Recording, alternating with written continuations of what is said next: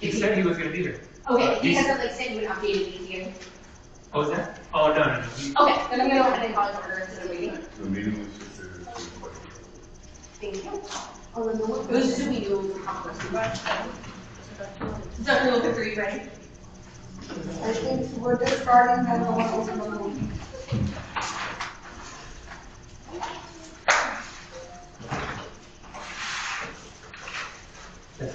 Which door needs to be unlocked? Oh, to this one. Oh, I'm To sorry. this room, yeah. Okay. You guys know when we're gonna start? Yep. Okay, 51. Do we need to do a motion? Motion to start? Yeah, to start the meeting? No. Saying that's it. Okay, it's 5:52. Meeting has begun. Let's do roll call. Ms. Carnes? Here. Ms. Alvarez? Here. Israel Flores? Here. Alonso Zaragoza? Here. Mr. Garces? present. Ms. Present. Ms. Ashley Guzman? Ariana? Here. We have yet to see the speaker.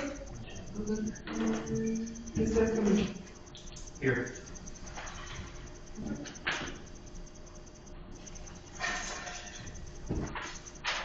Quorum is established.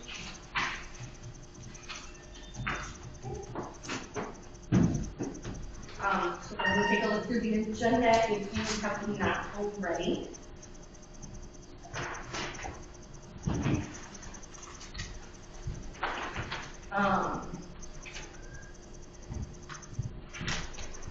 I would actually like to make a motion to amend it. Some things have changed since we made it and published it that I think would be helpful to move some things around into the order of the reports. So I would like to make a motion that after the student representative, we move the principal report and then my report and then the other things drop down. So I'm sorry. Moving, the motion is for the principal report and the elected chairperson report to be immediately following the student representative reports, to make sure that we are having the most urgent business early on in the meeting, because not everybody it's possible that not everybody will be able to stay for the entire meeting, depending on how long it takes, and I want to make sure that nobody misses those. So we are moving the principal report. We are having a motion for it. But I'm saying, But yes. move the principal report and the student. And the chairperson to be immediately after the student. So the students would go, Principal F.C.C.A. would go, I would go, and then the rest of the report would be Got it. And then the student. First of all, do we have a second for that? I'll second. Okay. Any discussion on that before we vote on it? Do you mind coming to the question? Vamos a cambiar en los reportes en la agenda y queremos poner la primera cosa que será en los representantes, es decir, su parte, su reporte, luego el director, luego la presidenta y de ahí seguir los otros reportes que tenemos, porque tal vez todos no se van a poder quedar hasta el último y empezar con lo más importante. Ms. Carnes as the motion and Mr. Zaragoza as the second. Do we want to just do a all in favor?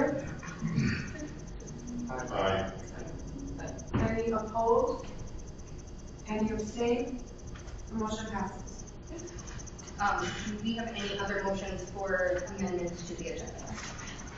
I want to make a motion to remove voting on approving the budget and the CI lunch for UP. We didn't have an opportunity for two meetings for the public, so wanted to continue to follow that, and also wanted to continue to double check some of the things on there after today's presentation. So this is to allow both the budget and CIWP partners more time for public presentation? Yes. Israel, this is because we're required to have 2 presentations before the voter? Yes. Correct. I'll second. Any discussion on that before we vote? Yeah. Oh, I was just gonna say it, so let me translate first, Okay. and then you go ahead.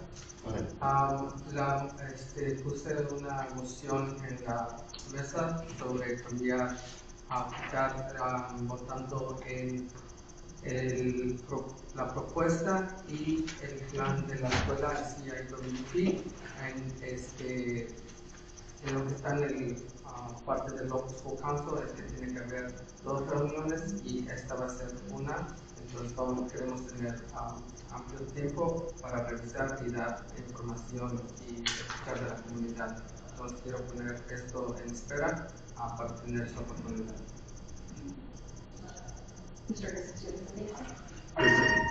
I would like, is it open for discussion? Yes. Okay. So, in terms of the voting of the budget and the voting of the LLC, the CIWP, I just want to know if what is the impact, or what is the impact of us allowing us to vote in this, and even if it's a no, because we haven't heard any of the presentations, which I think is scheduled for 2 days, and I was able to read what was advanced to us. So I think I have, I would say, the tools to make an educated decision, or we all have the tools to make an educated decision in terms of what was presented to us. And my question will be, if we can, I want to know what the purpose was. I probably didn't get that. The purpose is to stay compliant with what's on Local School Council duties and be able to continue to have open discussion. I do see that there was information that was sent out. There's a big change that came about this week, and maybe that's something we should start off with, giving thanks for Mr. Escamilla for his time with Foreman, right, throughout all this time frame. But there's a big decision that's coming about, right, and I want to make sure that we take this as an opportunity to really not just learn how everything goes, but be able to make an impact on that.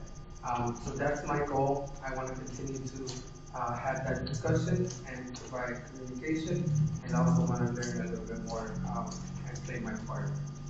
I want to say what I said in Spanish. Sorry. Yeah, thank you. You can say all of it. Yeah. So lo que dije fue que yo quisiera entender un poquito más la razón por la cual queremos eliminar la votación, o suspender, no eliminarlo, pero suspender la votación del presupuesto y la votación para el CIWP, propuesta del presupuesto. Okay. Y entonces, que no entendía si ya se nos proveyó la información de antemano y tuvimos la oportunidad de leerlo y de ver, y todavía no hemos escuchado la presentación que se va a hacer en la oficina, en esta junta, porque está en la agenda. Quería saber cuál era la razón por la cual, porque mover hacia atrás esas 2 votaciones y dejarnos la oportunidad de hacer la votación, aunque sea sí o no, pero al menos tenemos la oportunidad de votar. Lo que respondí yo es sobre nuestras responsabilidades como en este comité y dar información a la comunidad y seguir con las reglas de tener 2 reuniones para la comunidad. Esto también está en una oportunidad porque hemos escuchado que el director, y gracias al director por su tiempo con la escuela, pero es un cambio grande y es una oportunidad para nosotros enfocarnos en los presupuestos para la escuela y hacer nuestra parte en eso. Por esa forma a mí me gustaría seguir escuchando a la comunidad, más en este momento que viene un cambio grande. A couple of things that I want to. Order, Madam Chair. Can I have a floor? Absolutely, that's what I said. Okay, so I don't want the misrepresentation of the Illinois School Code as it relates to two presentations of the budget. So the LSC is to present the budget to the public twice. Now, if the LSC had failed to present the budget previously and you're using another meeting to present it twice, so you're in compliance, that's fine. You don't require two presentations before you vote on the budget. One more time? So the role of the LSC with the Illinois school is to present the budget twice to the public. You don't have to present the budget twice for the annual budget before you vote on the budget. Your responsibility is to present it twice. So you could have a fall presentation of the budget, a spring presentation of the budget. Now, if you all want to use another meeting to be in compliance with your second presentation, that's fine. I just want to make sure that that language gets out there like that. Because you all essentially can do that. But I want to make sure the language is correct, that you are using this to be in compliance, not that you have to be in compliance to vote on the annual. So I'm understanding this for those purposes that basically we could vote on it, and as long as we provide two presentations after the voting, You could. we are compliant. Yes. Now, however you want to do. No. Now, I am not saying what you have to do. Right, just what our Once, options I just want to make sure you know your options when you make Can that I take a moment to decision. translate that into Spanish? You can, yes, ma'am. Okay. Thank you. Yes, I know you're Spanish. So, Veronica, is that your name? Yes, ma'am. Verónica dice que es posible que podemos votar en el presupuesto hoy. La regla lo que quiere decir es que tenemos que dar dos presentaciones, puede ser después de la votación, de que es el presupuesto para el público. Thank you. Sorry, I'm pulling. I did a refresher training on this last night to make sure that it was fresh. I do know we are required to solicit feedback when you were doing the budget, because the answer to this question might actually impact that decision in terms of compliance. Were you bringing in feedback to that process of making it? Like, what does that process look like, or is this like you prepared the proposal at your home? Because if feedback was already solicited, that might shift things a little bit. But yeah, so let me agree. What was that feedback process creating? So yeah, that feedback process is always there, and what we do is I need to take into consideration similar steps that the district takes into consideration of the budget, which is trying to make a prediction based on our current student needs. So a lot of that comes into play when we have to analyze classroom data of what would be our teacher needs, what would be our regular education needs, what would be our special education teacher needs, what do those numbers look like now, and working with people to crunch that data and comparing it to the budget that's being offered. That is also taken into consideration, working closely with like our case manager to get things data ready in order, similar to, I'll give you a specific example. The last year, we have to get data in order once that budget is released so that we can be ready if we need to potentially appeal things. So then I work with our case manager to get that data ready so that in the future, if and when I have to appeal, she already has that data information for me.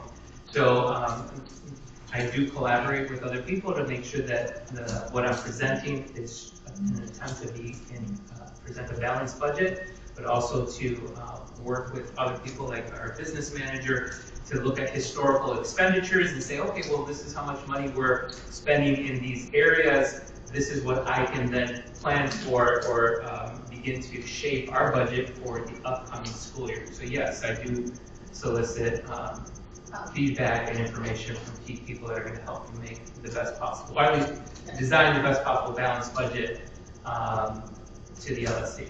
But also just to keep in mind, yeah, I guess that answers your question. What about feedback from the public, so from community members, from parents, and from students? from teachers as opposed to administrative staff. During that time, teachers, staff, but what were the other people that you were naming? Like parents, students, and general community. Yes, no, not during that time. Okay. Will somebody please translate?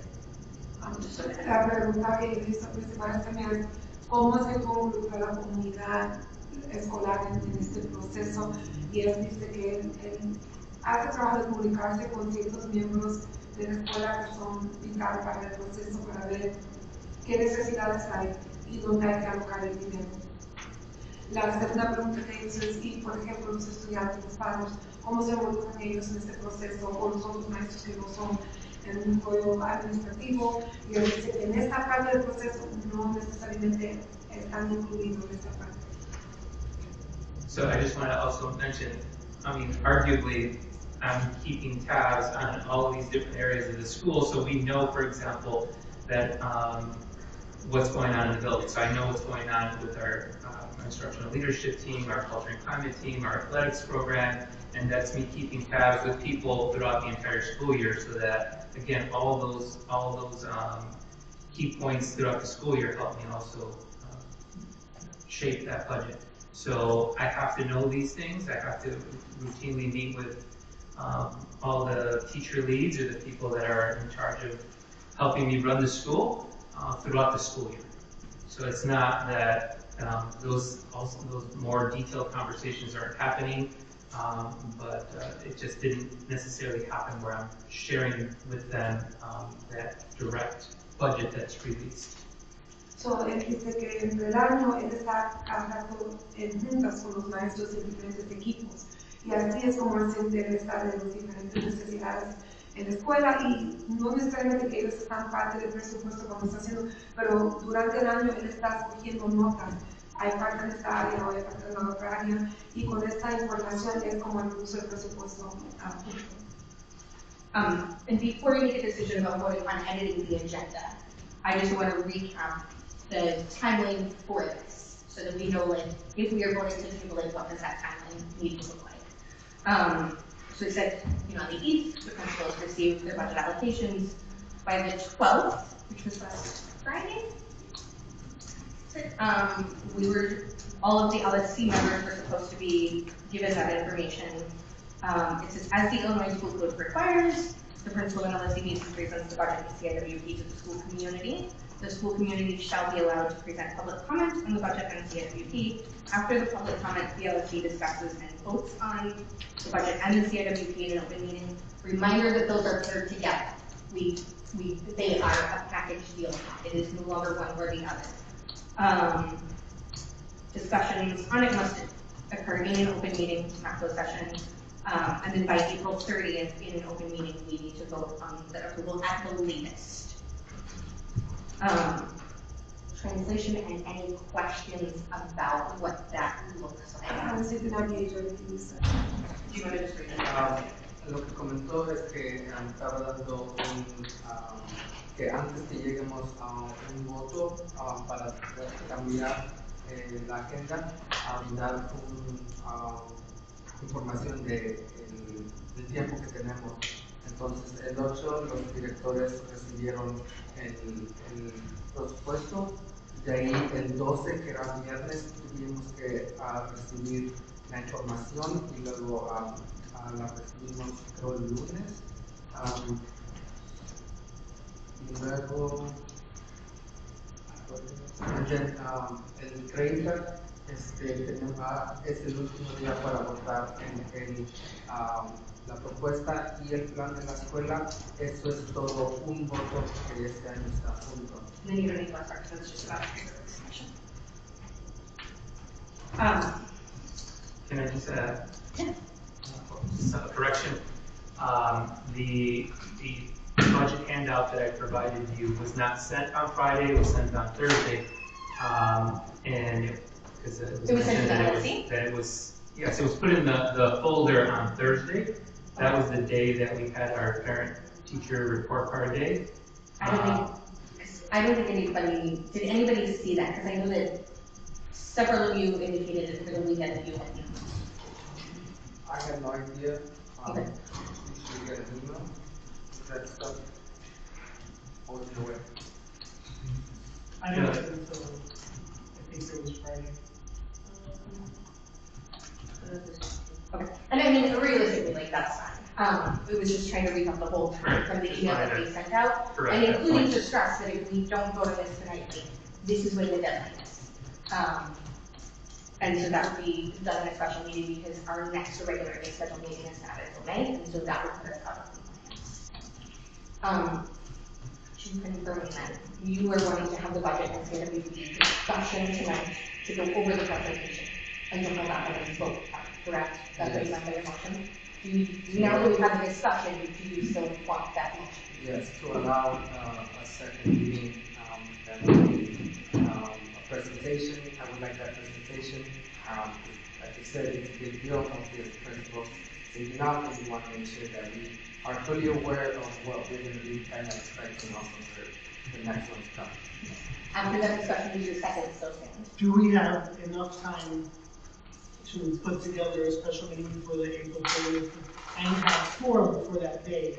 Yeah, so what we can do, so we have two options. We can do a presentation one day and our special meeting the other. We can do them both the same day. I can call the special meeting, like, we don't have to make a decision on that. I want feedback, I'm gonna assume that I know what we would all like, and I have been taking down everybody, so everybody who submitted their availability. I have that in, kind of start to look at where do we have quorum, and I'm following up in person tonight with anybody who did not, or if there's clarification needed about like, well, you didn't mention this date either way, does it work for you? And so we looked at multiple options on dates that we would have quorum, and I talked with Ms. Jackson tonight on what our needs are in terms of, because not all members are eligible to vote on the budget, students are not, so we need to figure out how that factors into quorum versus how many guest votes we need. And we do have a couple of options that we figure out. I knew that was a lot. In those options, do we have a leeway in terms of if one person's sick or something comes up or we don't? Because we have quorum now. Right. Let me hold up.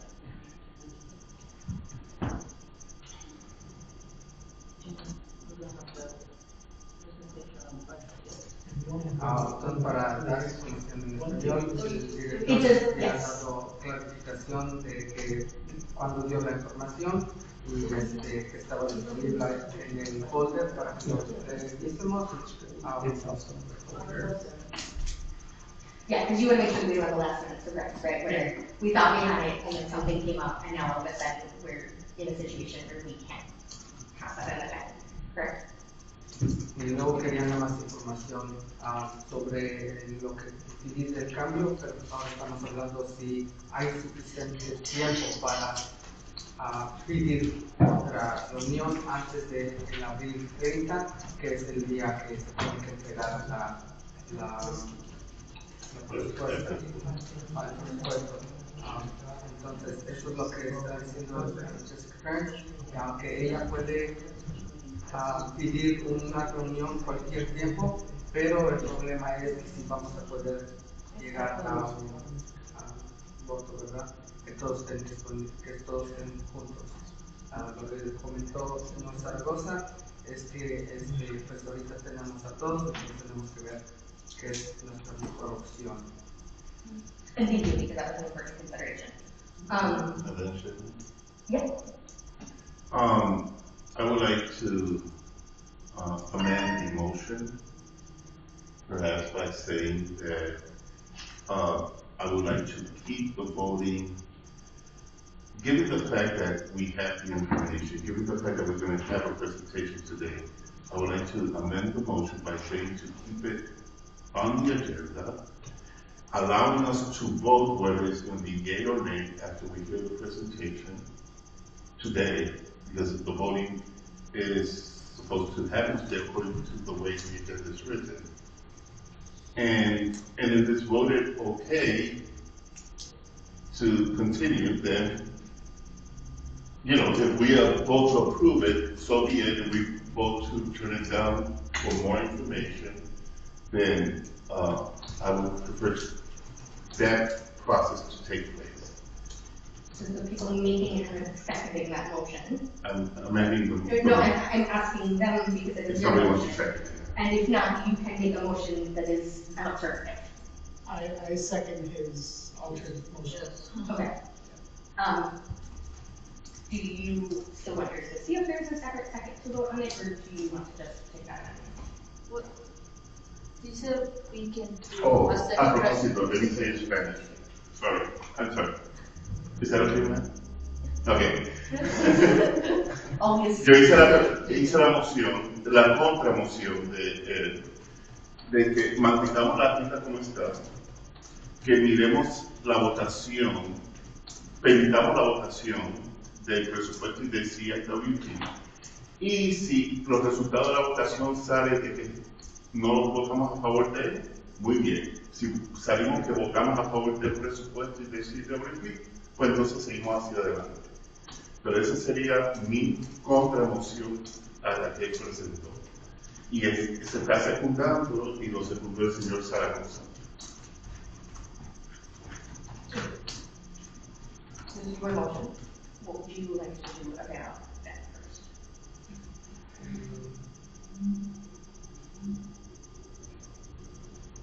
Or do you want to take a few minutes and we can come back to this and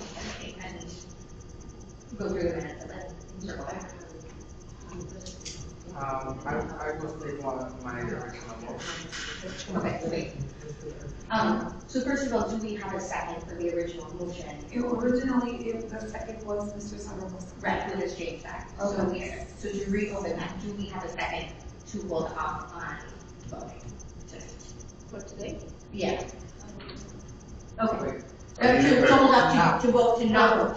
For Israel's motion. I thought we can second that one. But you So you change it. right, so we are saying that anybody else wants to. So then I'm seconding Israel's Oh, I motion. thought we were seconding. Actually, I got it.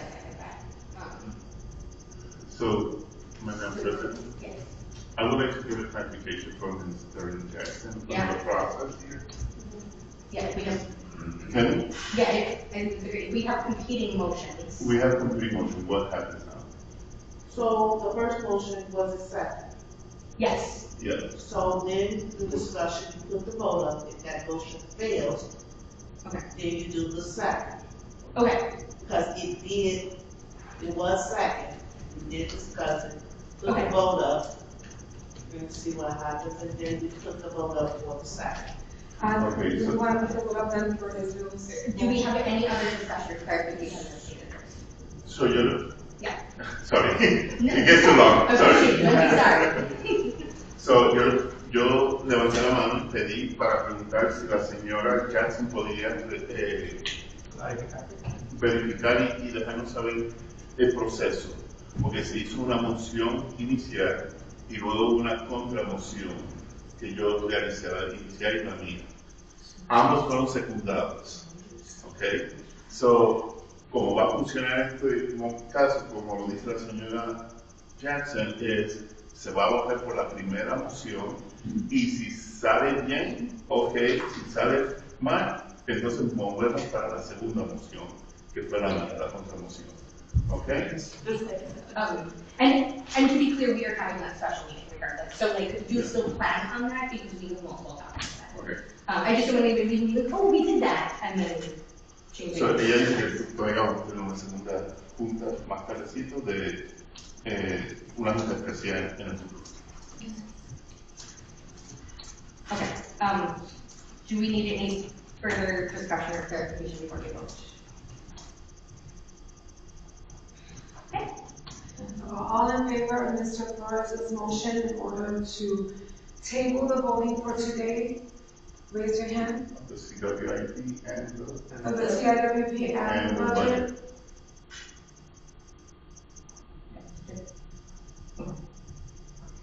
so then we put the other one up. Okay. All, so two have voted in favor? Three. three. Oh, did she understand what it was? Three did Okay, okay. But yeah, so we do not have a majority on it, so now, realistically, I don't think we need to vote on it because that is just as it stands, but to keep it on there. It's in? Okay. Okay. Any other? Oh, to keep it on.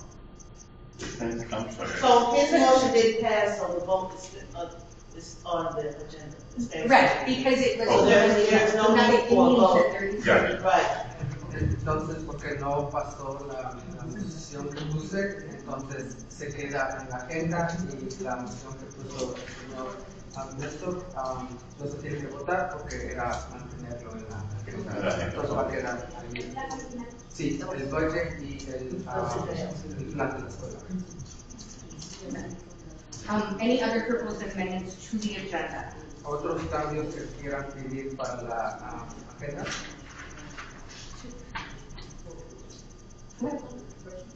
So Dr. Lopez, when you're ready, we can vote on the agenda. With the one amendment about reordering. Just Can we state the motion? one last, it's minor, but not even that big of a deal, but we have voting on fundraising. There are no fundraisers that have been proposed, so we don't, You understand that? that's why. Second that, we would like to remove it. So we're only fundraising for the agenda. In favor of, Anyone opposed to only fundraising for the agenda?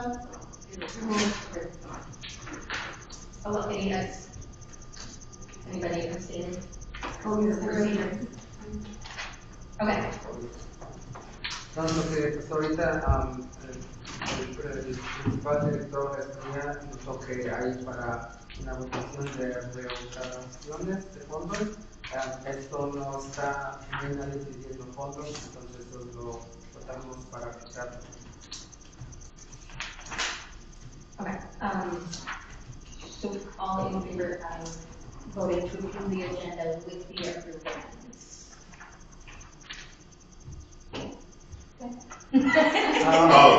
Están votando ahora para aceptar la agenda con los cambios que dieron y que pasaron y los cambios que no pasaron. Los cambios que serán mencionados. Okay, so we have minutes from February 21st, because we need to make some changes to them.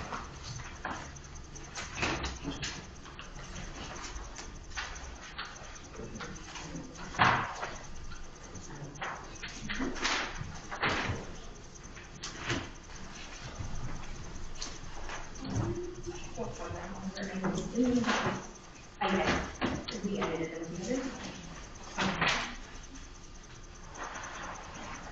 Entonces, ahorita,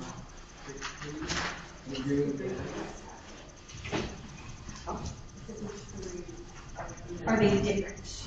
You should have one for February 22nd, March 18th, and March 20th.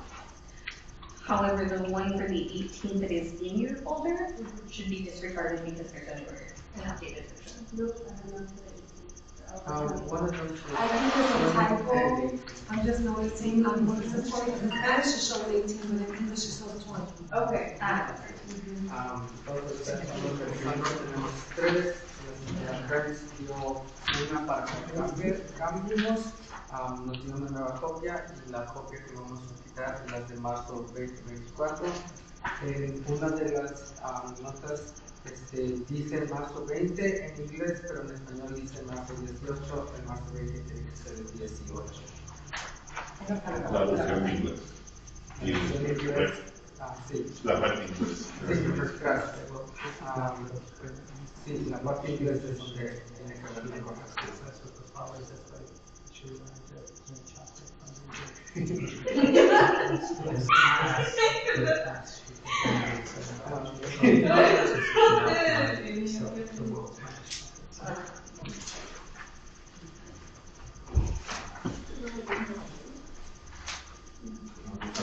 So we're looking at the 21st, right?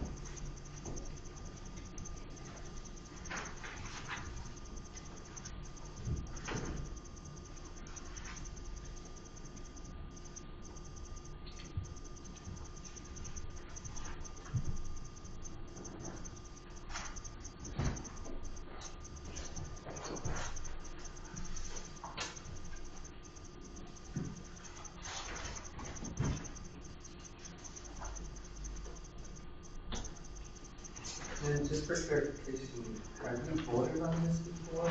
Was there a change after? Yeah, so we did not vote on what we ended up doing was deciding to hold off on voting because there were some edits that we needed to make. There was nothing of the substance of them. It was like, some of them were just in joke form versus like complete sentences, and there was a little bit of context missing. So Dr. Lopez and I had to go through them and just kind of clean that thing. Entonces, esto desde febrero está en la agenda porque yo se le pregunta si no ya habíamos votado en esto o algo, porque desde febrero comentó que las notas no estaban preparadas para el mes anterior y por eso están aquí para revisar.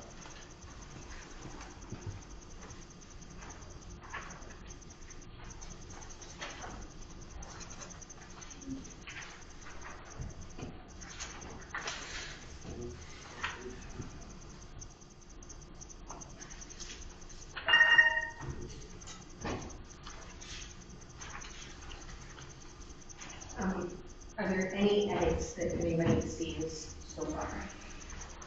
¿Hay algunos cambios que gustarían mencionar?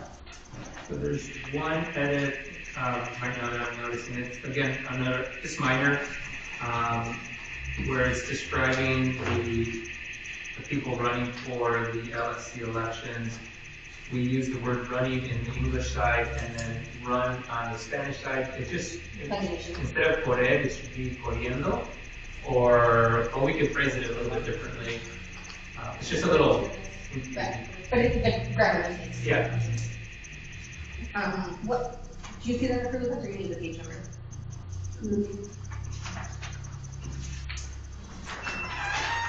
You know what bullet number? I believe it's 5. 5.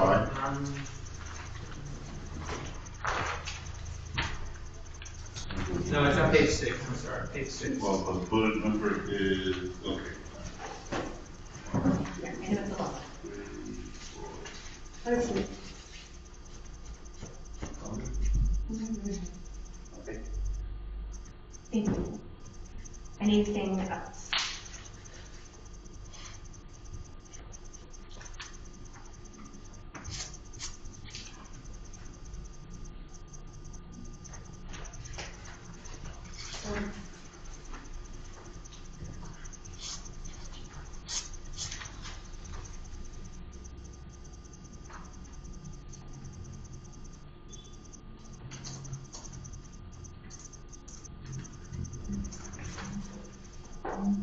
With here no changes, I would like to make a motion to approve February 21st minutes.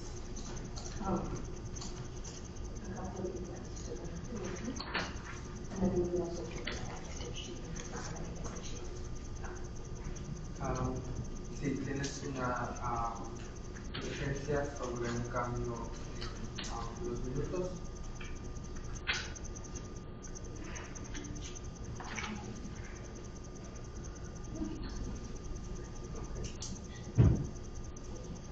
I second Mr. Torres' motion.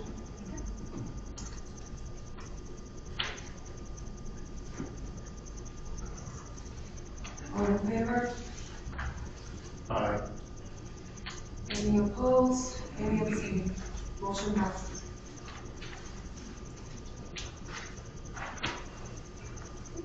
Moving on to March 18th. I think that is the only one that we have in here. If you're not sure, if you were looking at the right one, let me know. And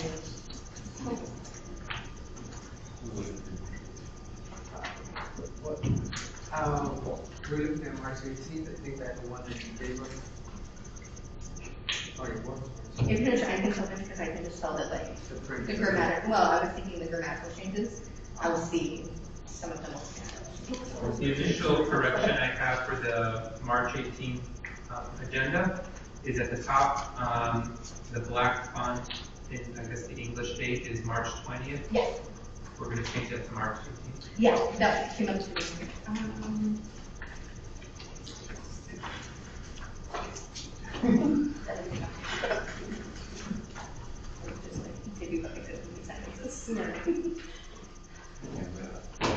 Cool.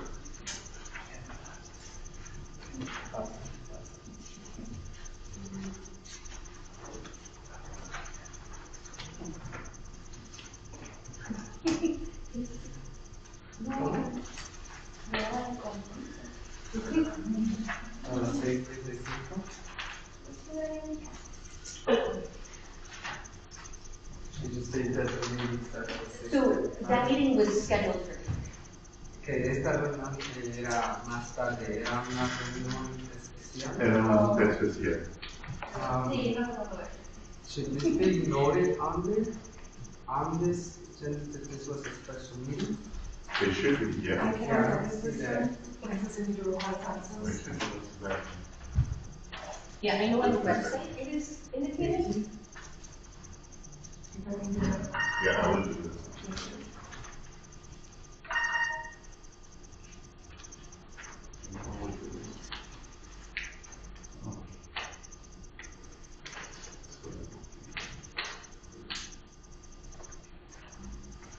Lo siento por eso. Oh, ya me acordé, ya estoy leyendo ya.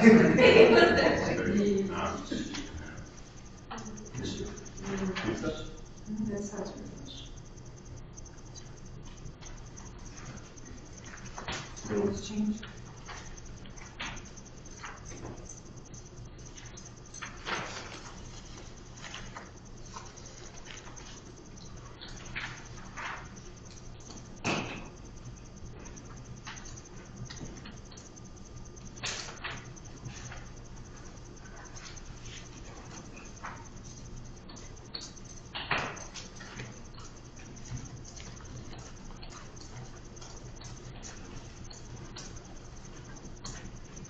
And for this, because it was a special meeting, and I know that several of you weren't here, I would like to open it up not only for edits, but if anybody needs any clarification on anything.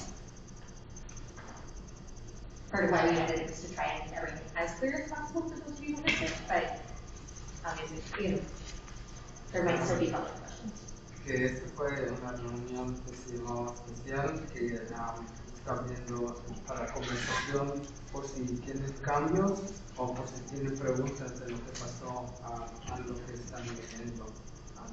Está abierto para discusión si gustaría mencionar algo, un cambio o algo sobre lo que ves.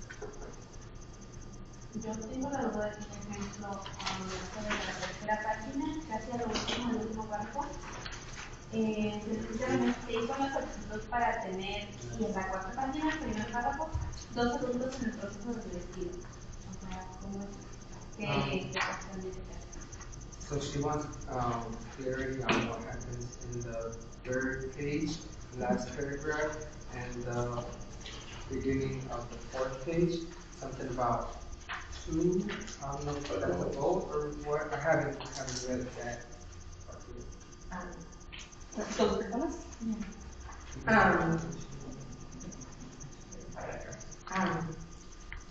So the meeting came after, after a large meeting.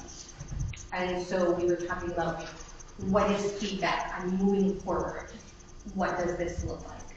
And so I was saying that, you know, there was concern about communication, what can we do to prevent this? And then somebody had asked if we could have a couple of adults already at the dismissal instead of, as a proactive approach, facilitating that time instead of waiting to see how it goes and then bringing in extra people.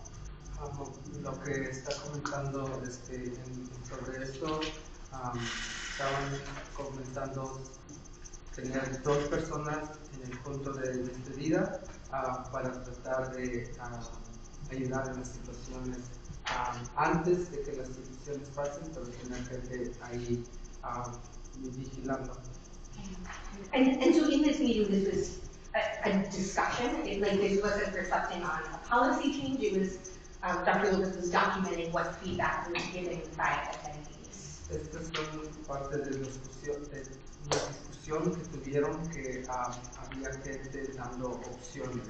Entonces, están haciendo una nueva póliza, pero es algo que comentaron en una conversación, en la conversación. ¿Otra pregunta? Any other questions? So just for point of clarification, do we want to capture then, and Dr. Lopez, maybe you know a little bit more about this, if we have this in full notes, like who's making these comments? Because it's too, well, one, I know it's a special meeting, we didn't have quorum, and we still had people share thoughts, opinions, comments. And since we don't have necessarily the luxury of always having someone like Veronica Durden Jackson here at our meetings, I might as well just ask, because I kind of am slightly confused, like would this be something that we still vote on, even though we didn't have a quorum in the special meeting that was called for this type of conversation? Do we continue the vote on approving these particular minutes? I'm just curious. Yeah, we had 5 LSC members present. Okay. Which is why we have I see, minutes yeah. because of the Open Meeting Act. That's why like no votes or like action could be taken, but anytime we have at least 4 of us correct. So if you do not have one, you can continue the meeting and have the discussion points communicated. And if there is more than, so you had 5 minutes, so that constitutes OMA, you have to take a minute, so, I mean, the LSC would have it. Yeah, we unfortunately, so typically we record all of our meetings, and so if there was a recording available, we could go back and see who's made each comment. Unfortunately, that was turned off at the start of the meeting, and so we don't have a way, unless anybody who is here who was present at the meeting and recall who said what, we don't have a way to go back and check on that. And so, maybe something that we can, in that plan moving forward, is that even if there is a doubt about whether or not the recording is necessary, that we are on the side of caution and keep it, just for documentation purposes for situations like this.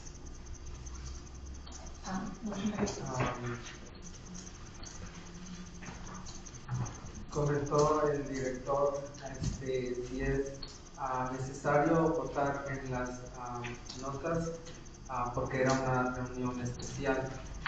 Contestó la señora Jackson que porque había más de 5 miembros presentes, teníamos que tomar notas porque es parte de una ley que hay, que si hay más de 4 miembros tiene que haber notas. Entonces, la respuesta a su pregunta es que si hay más de 5 miembros en una reunión especial, tenemos que tomar notas.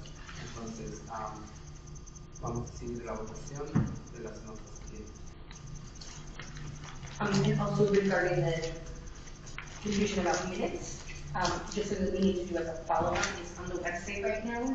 These are listed as notes and not minutes. So once the minutes are approved, that caption needs to be updated and one of the documents, so that right now it says minutes and it's blank, and the notes is so we just need to get that correctly.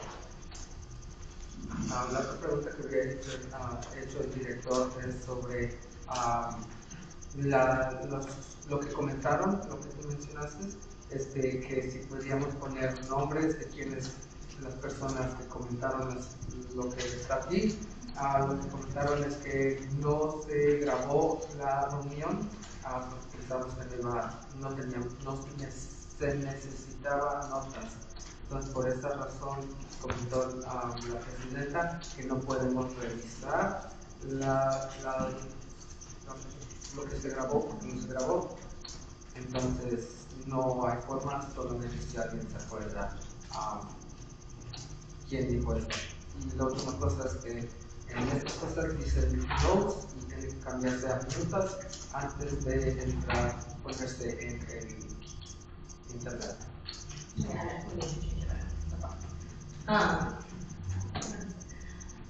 Any other edits or just questions, clarification before we talk about a motion to approve?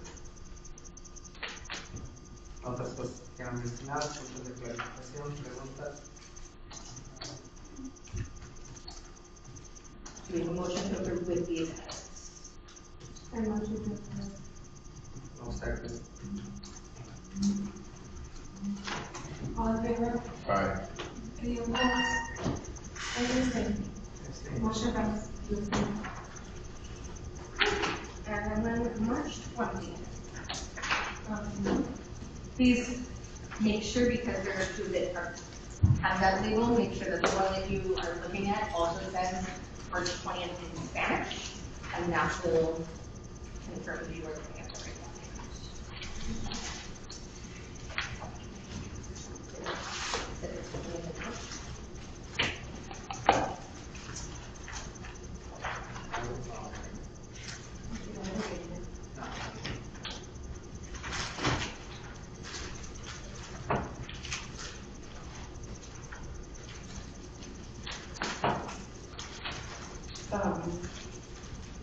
one edit to make. At that point, that was the meeting, I think, when we confirmed that Mrs. Mickey was no longer training us, and she was not here because she had already submitted her resignation, so we just need to mark that she was not, you were absent or not present, but on the very front, on the roll call, it's just like next to her. Okay, who was this for? Sorry? Yeah, Okay. sorry, So she should be marked. I think we could put either absent or not present, Oh, yeah. Absolutely. just as opposed to it being like.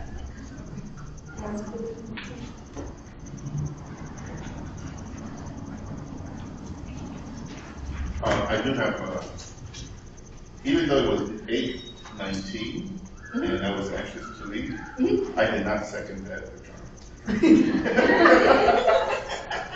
I know I didn't. Just a case. Oh, Would you like us to watch the video and see what it was? I know it wasn't me.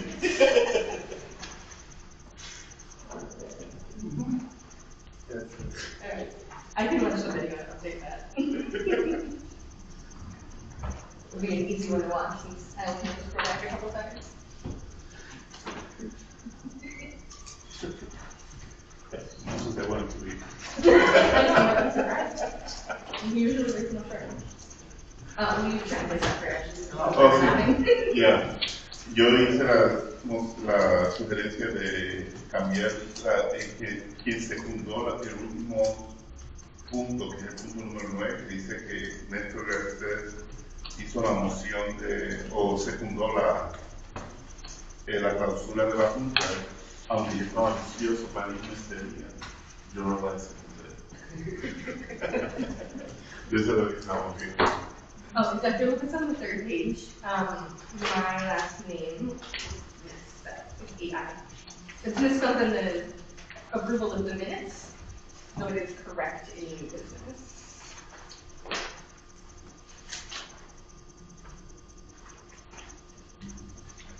I'm sorry, where is it? On the third page, under the approval of the prior meeting's minutes. Oh, I see.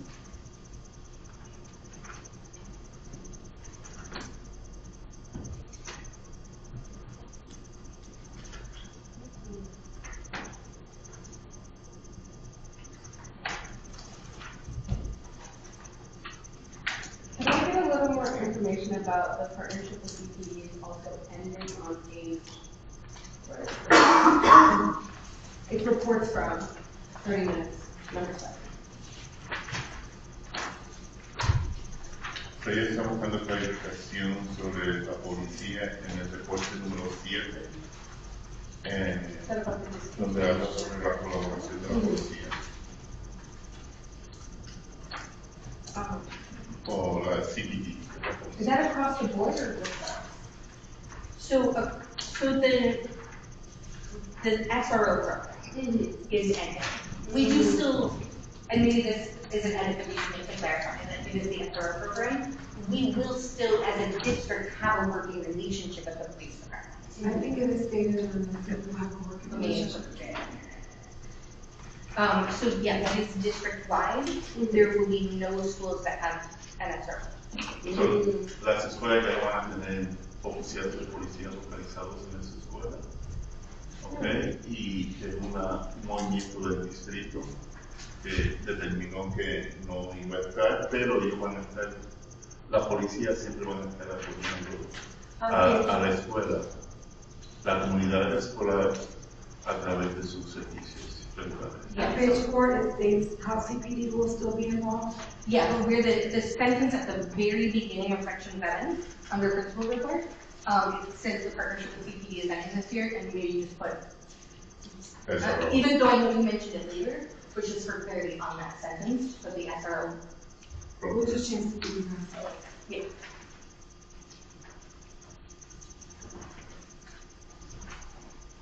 Yeah, and that is currently the only change. The district is still working on their own postal safety plan, and so we don't know yet what that looks like, and this is like what details they provide with that, but let's take a look at the release yet, because that was decided by the Board of Ed, as opposed to the Office of Safety and Security.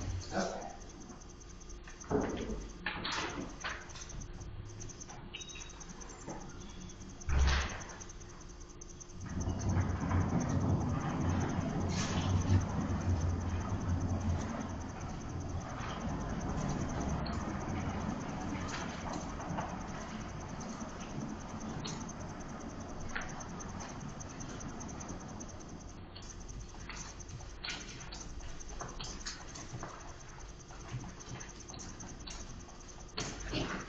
Any other questions or requests for edits? Without being able to see the video right now to determine who needs the motion, do we need to then table? No, that's fine. Let's get this approved. And like I said, if you would like to say like that I will follow up and fix that, totally. Oh, no, that's what I'm I'm like, if you if somebody doesn't want it there. Why, they're gonna see permission.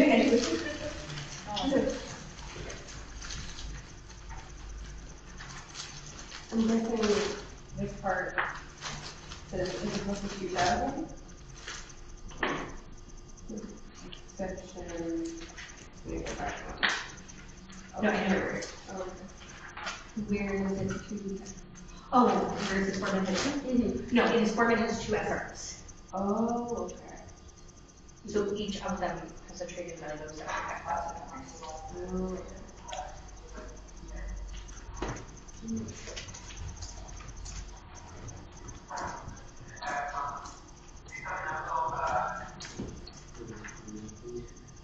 Yeah, no, I'm ready to get out of it. I think we need to think it. I know, I'm setting up already.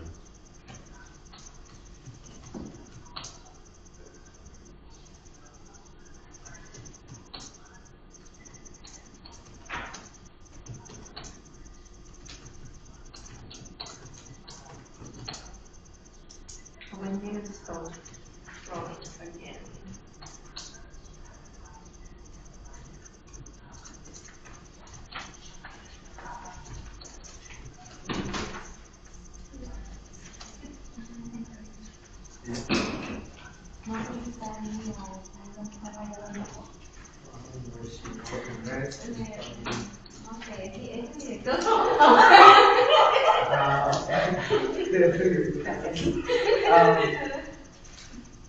El cambio que están pidiendo en la última página,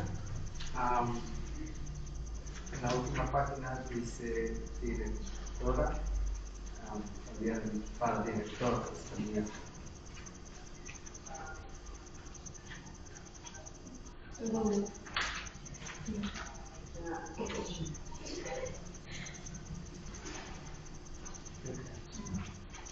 Where is it? Last page, The one with the 2 parentheses. In the Spanish part, yeah, second paragraph. 4 lines down. 5 lines down.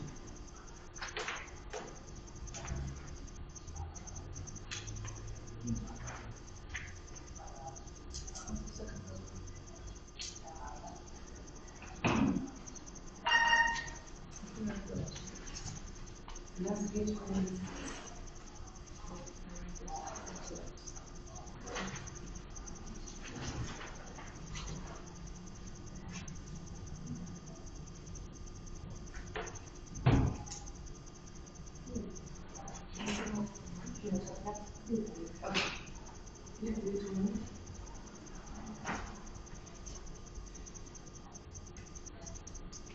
Empieza a agregar, hay folletos disponibles para conciertos de música gratuita. Dice la directora, el director. When you translated it.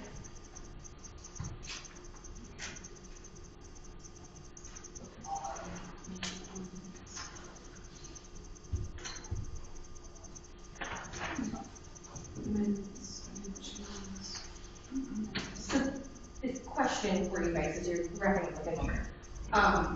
Over the weekend, I had emailed, just like here's a reminder about some things at the meetings, including about the minutes. And I shared a copy of it.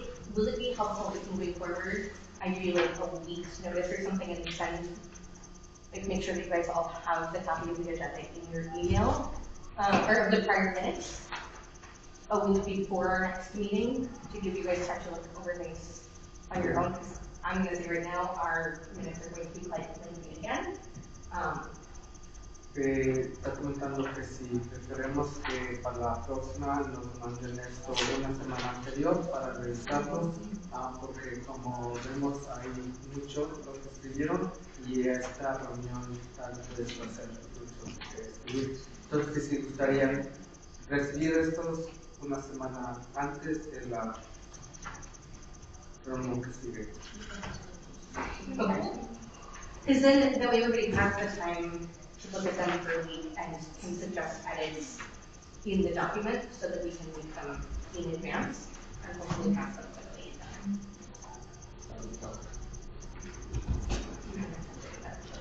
Tenemos para tratar de seguir con este proceso más rápido y tener el tiempo adecuado para revisar y hacer los cambios para llegar y aprobar si se necesita, pero oportunidad de discusión. Anything else on them? Or do we have any motion moving forward? Just from the chair? Yes. Okay. Exactly. No. I know procedurally, but also, yes. No, I want to be acknowledged that I can talk, so. No, that's what I realized. That's what I said. Yes, procedurally, I know you were asking, but also like. Okay, no, I understand. But the point is, so that everybody knows, it is on the website like that. She's typing, all the members have access to the minutes. The question is, when is it edited and when is it finalized? You know what I mean? Right. So everybody can go and check it out at any time. So it's not that, like right now you can see what she's typing if we all get on it. So en este momento, si ustedes se conectan directamente a la página de internet, donde están las minutas, ustedes nos pueden ver en vivo en este momento lo que está. I just wanted to clarify. Yeah, no, we That met early last week to go over things. The only thing is, at that time, we did not have access to edit the RG statement, so I requested that. So today when I saw that I had access, I did it, but otherwise, yeah, and then, so that's what I'm saying, if I know how far in advance people want them, we'll make sure that it's done like that. Okay. So if they said, how about a week? And So we ella can- había procurado de que una redactar una y no tenía acceso, la de marzo 18, pero sí, ella sabe que está disponible todo en la internet y quiere asegurarse de que todo el mundo tenga acceso de antemano para poder tener el avance. But I can send it overnight because sometimes. Yeah. You're busy. I just wanted to state that it's there, it's always there. Yes. Okay. I can find it. I will go ahead and make the motion to approve them at the end. Done? Is anybody second?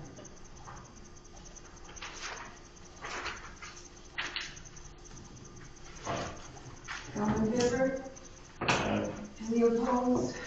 Any abstaining?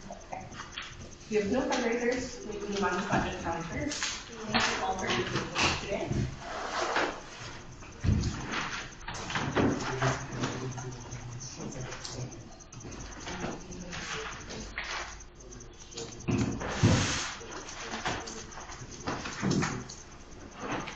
And if you have questions, just call them out.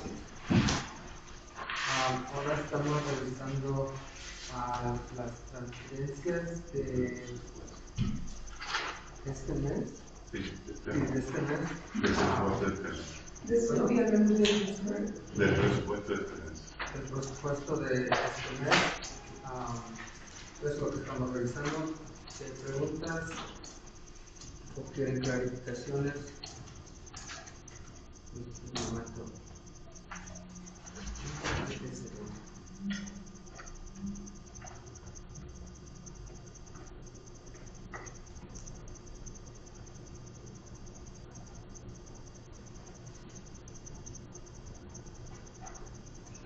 What type of new equipment are we getting for the weight?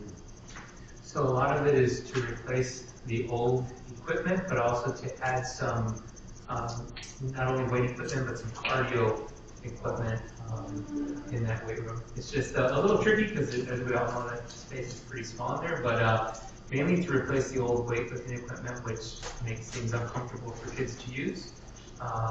So like for example, the bench press machine needs the entire back replaced. So we're just going to, and the weightlifting equipment is just so antiquated, our kids just deserve a little bit better moving forward.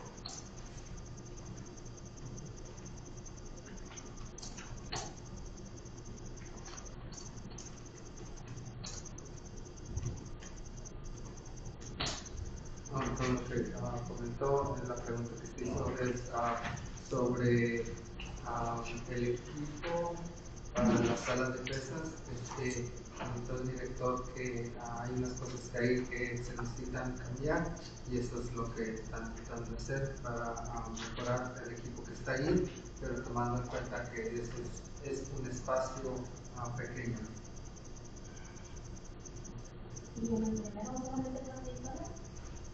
And the first one, it was just $10. Just $10. Yes, that is correct, and I can provide some clarification around that.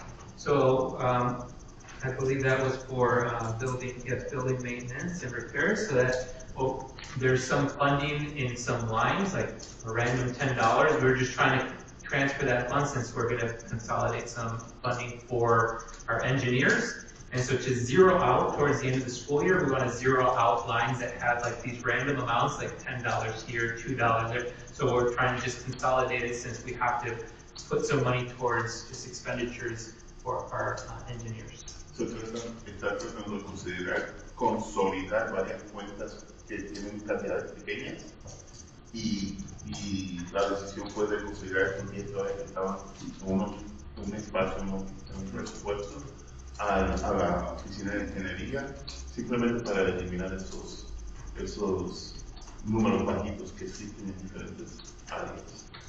What new test equipment are you getting? So the which line are you looking at?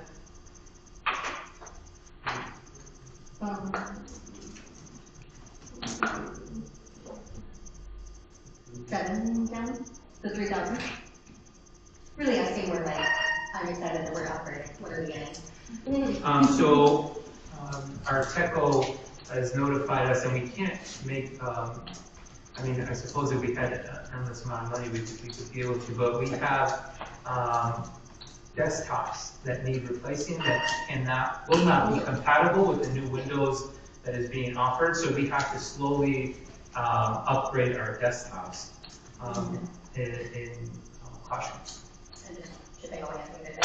How many more will need to be replaced in the near-ish future? I don't have that information. I wanted to say it's practically the main office has recently been changed within the last 5 years. But did you remember? He can give us a direct figure, but it's a majority. Okay. So we should anticipate that this will be needing to get done on an ongoing basis, even if we're working. Lo que se comentó, la pregunta fue sobre la tecnología y el equipo de tecnología que van a venir, que está de 3,000. En eso es para cambiar computadoras que no tienen la capacidad de los programas que este año yo creo, y que por eso han cambiado unas computadoras. La pregunta que se hizo es cuántas más se tienen que cambiar y que hay varios cambios que vamos a tener que hacer en el futuro sobre la tecnología. Entonces tengamos eso en mente. Other questions?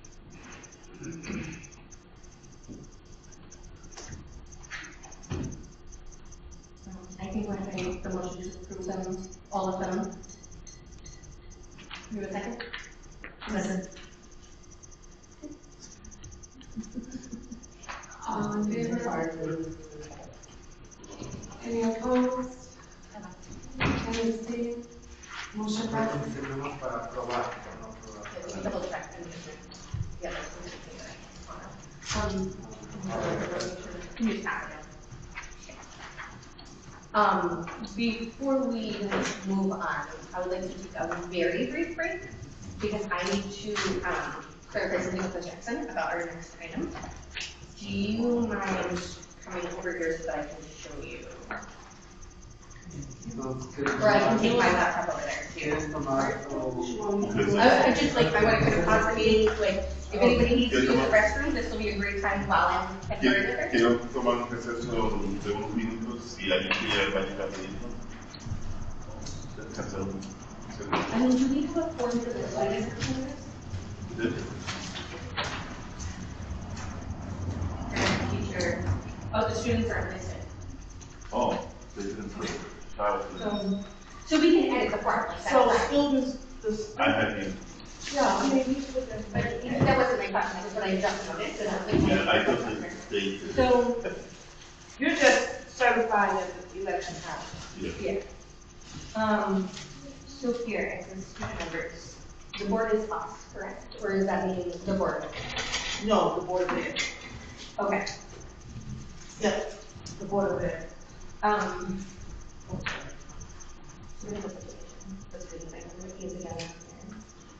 do we go about handling that?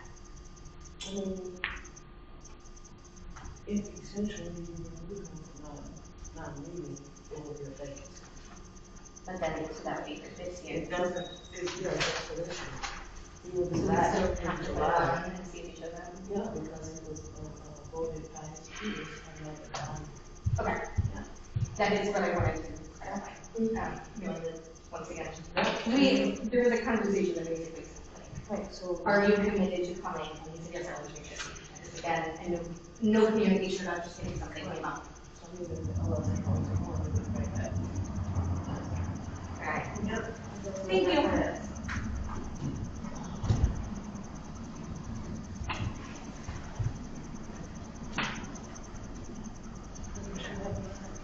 Just look at that as soon as we're.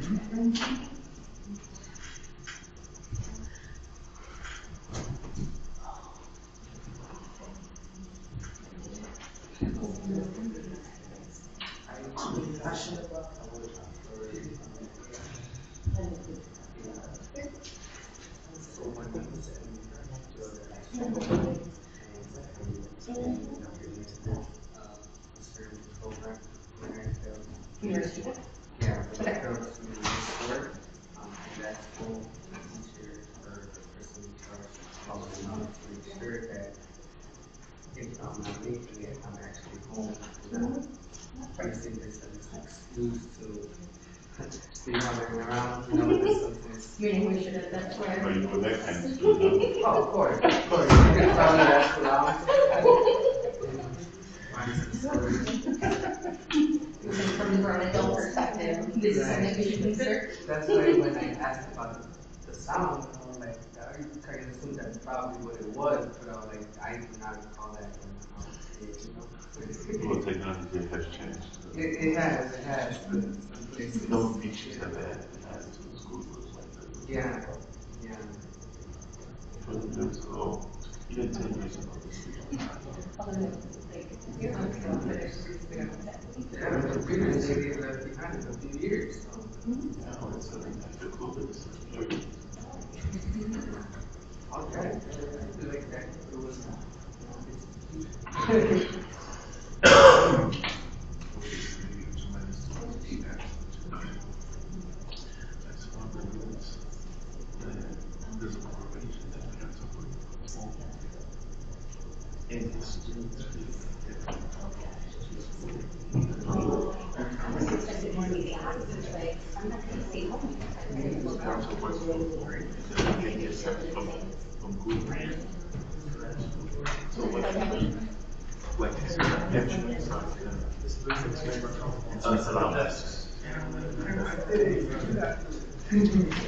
Just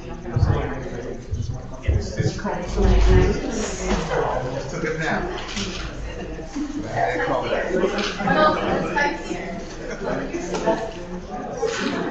Plenty seats open.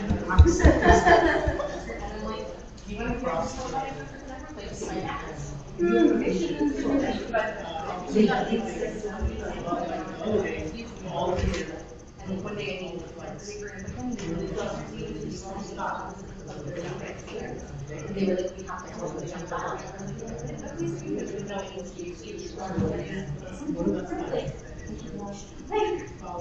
It's not, I don't want to be scared. Correct. I do that, I'm not, but then I'm gonna put it here, right? Like, We just need some cash, just excuse me. yeah, but it's like, Real risks, like if they just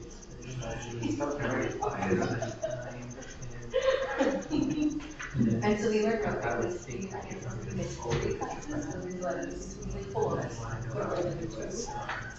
Not sure that. I know that, when you sing them off, we can look in there as well as Vegas, which would be fine, because it's something I can do is, we have a rental, so we'll drive back to the airport and just go straight there. The Jordan, she had a number of themselves. But they were like, they were doing this in case I called them, not doing it to the family, or and then.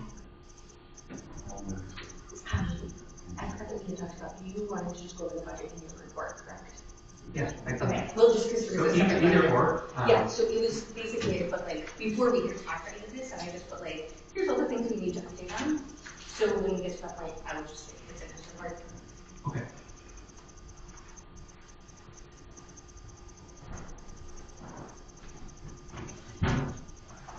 Sorry, this was done before we had that conversation.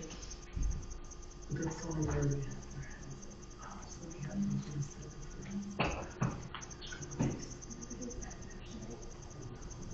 Worst comes to worst. Where was it? And then like, take the care of yourself. And then come back from.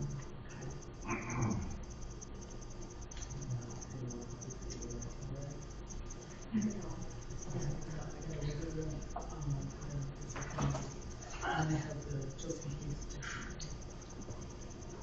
How to get out of the original. Kind of like go for a day trip from Nevada to Jerusalem. Just see some sights. We can't even. So by the time we were just, we've been in the meeting, other just, you know, so do we got like that, I'm sure. Oh, no, I can. I need the, I mean, so it's like, it's that I need to sit down with individual people and be like, we just did speak. So that's what I was gonna say, if you're bound, I can just begin. Okay, no, honestly, It's, I thought I really need to be with. it's better. It's like, yeah, and then it's, I'm sorry, you have to let you know that. So May 15th is my birthday, so I don't know. Do we have a meeting next week? Yeah, that's the next meeting. So it means, Yeah. on the agenda to vote on it. Right. Oh, Oh, like to change the state. yeah, we'll get to that. Right, we are all back. Susan, on to voting of the LIC certification of the elections. So the election results, were for myself and Ms. Alvarez to return, and Maria Vasquez. Do you know who the students or what grade offhand? Maria Vasquez? Is that this? That's the thing. She wasn't at the candidate part of it. And we don't know exactly, we'll go, but, only 3 parents ran, there's 6 seats. We were all elected. The community representatives, both of them, thank you, are remaining. The Jacob Speaker is running again, as well as Longer Township. Again, just as a fact, there are 3 seats. There were 2 candidates, so both of them are voted in. And then we have 3 candidates for the teacher representatives. So Miss Goiter. Thank you. And this guy will be the teacher representatives for next year. and we did not have a non-teacher staff representative run, so we will need to open that when we have our organizational meeting, and that cannot be, like, we can't start taking in applications until the school year starts. So there will be a gap where we don't have one, because they are off at that point. We clarify that before the meeting. So, sorry, Madam Chair, I have to say, Yeah. as it relates to the teacher, any teacher that at least got one vote can potentially be appointed to the LSC because that is at the discretion of the board. So we never communicate that they want a seat because the staff election is non-binding. Okay. Just Thank to you. clarify, not bring confusion. Okay. So the vote counts for that. Ms. Gann received 50 votes. Ms. Glitter received 36. And Mr. Garces received 21. So then we just make a motion for a vote on whether or not to abide by that. Just to Okay. certify that there was an election. That's Oh. all you're doing is certifying. So we don't do, okay. You don't And then certify the the board, results, you just certify that Okay. the school held an election. and then the board makes the decision? Yep. Okay. Just wanted to translate, estamos en el punto de lo que pasó con las elecciones del concilio. La gente que ganó son de los padres de Jessica Carnes, María Vázquez y Anabel Álvarez. Van al otro. De los representantes maestros, Goyer y Guy son los que ganaron, pues tienen los votos más altos. Luego la comunidad representante, yo, Luis Israel y el señor Alonso Zaragoza. Seguimos para el siguiente, y luego los estudiantes Blanca Sánchez y Jacob Speaker van a revisar. Entonces lo que va a pasar, esto vamos a confirmar que pasó la votación, y luego el concilio de CPS revisa esto y ellos hacen las últimas aprobaciones. Do we know the date that we should expect their confirmation on who is actually going to be in the teacher seats? Ms. Jackson? I'm sorry.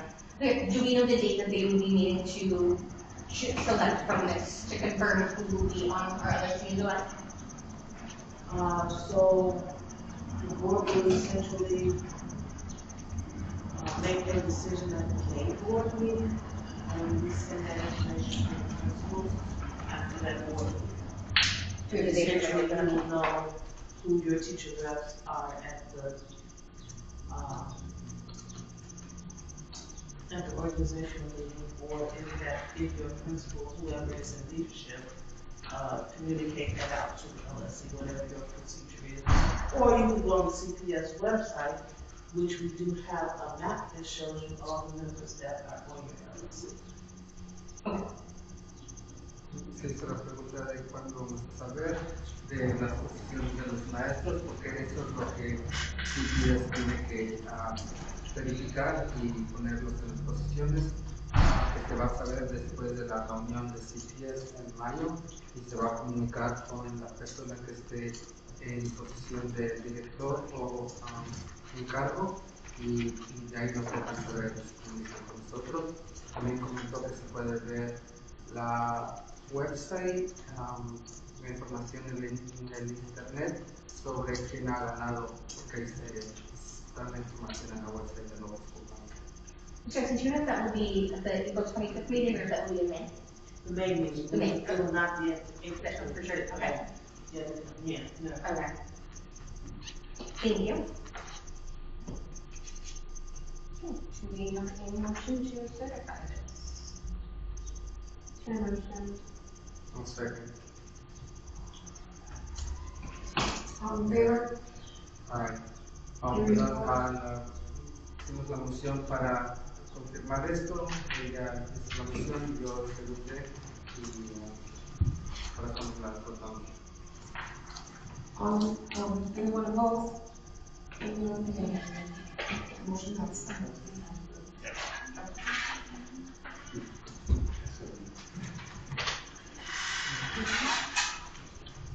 So you said you wanted to wait until your report for the budget to get here, or do you want to do that now? I'm assuming that the person that you were here, right, should participate in the presentation? Yes. I'm here for the whole experience. Actually, it probably makes sense to frame with everything with the CIWP. Do you want David to start, or Yeah, start with the so they were straight going to listed the together in the agenda. That's why I was trying to clarify, do you want that in you to wait for your report, or should we move to those things together now? I think at least our LSC is somewhat already familiar with our CIWP, so I can go through the budget initially, and then David can repeat some of the, the portion for the CIWP that I know that he was had handed to present early on. So then we can do it that way.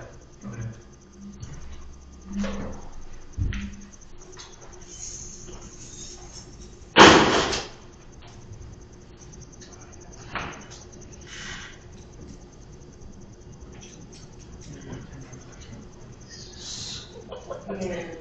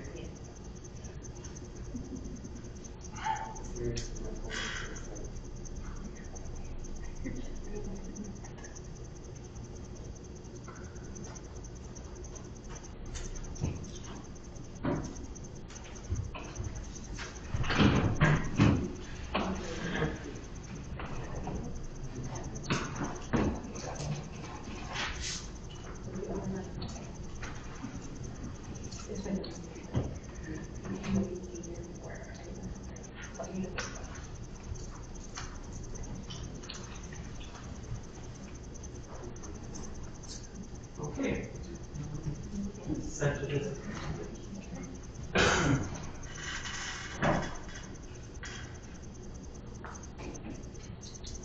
So my vision is that to begin with, you tell me when this is, When you can see vision?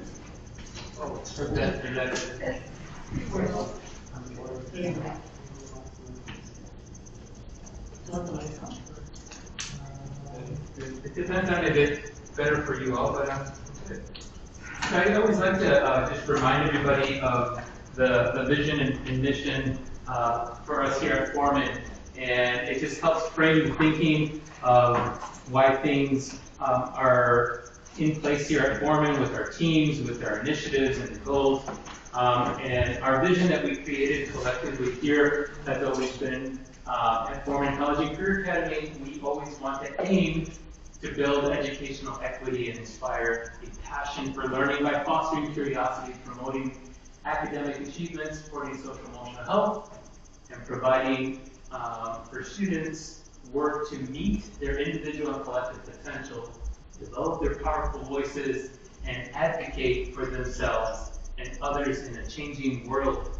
And how we're going to do this, how we aim to do this through our work or our mission is in recognition of our diversity of our students. We aim to accomplish equitable learning experiences through the teaching practices that highlight the strengths of our student body as a community and as individuals. To facilitate this, we have developed a cross-curricular standards-based, SEL-centered, culturally relevant curriculum that engages in student project-based learning and which celebrates the abilities of our diverse population at Foreman. So our priorities within our CIWP around curriculum and instruction have supported the efforts of creating a continuous improvement cycle that examines. The front one off is the back one on probably. Yeah, Or just. that's fine. We can. Thank you. Thank you. So under curriculum and instruction, We are prioritizing a continuous improvement cycle that examines our efforts within our universal screener results in literacy. And so therefore we are targeting literacy strategies to address student needs across all the content areas. Our priority number 2 is under connectedness and well-being, where we are aiming to build and develop a better understanding around student connectedness and well-being within not only the school building in general, but more in particular with classrooms. How can we help students develop a stronger connection to what is happening in classrooms? And then also pay attention to results where we gather information around student connectedness and well-being, primarily through our 5 Essentials survey, and now to better utilize the new survey from our Cultivate survey. Thank you. Our Cultivate survey results, which gives us more input or insight as to how students feel in the classrooms. And so, by utilizing more frequent data around connectedness and well-being, we hope to make a stronger impact. Therefore, the alignment that we're going to talk a little bit about as we examine the budget, the alignment between our priorities and our budget are also part of the presentation, where we align the CIWP implementation to prioritize potential interventions that we may need to design for students during school, after school, or through partnerships. So potentially covering extended day pay for staff that need to stay after and work on interventions with students, or their teams to implement interventions for students. We've also aligned the budget to our CIWP implementation plan to prioritize the time and work of our professional learning communities. These are grade level teams, ILT in culture and climate, and other teams when they request to meet outside of school time. This also includes our staff, which are traditionally, again, not traditionally found in the classroom, but if and when we need to dedicate time for our staff outside of the classroom for planning purposes, this has also been aligned within our budget. Also knowing our CIWP goals are additionally supported with other resources reflected in the budget. Please note that our administration continued to qualify Foreman for grants that support the cost of partnerships that will continue to support our priorities.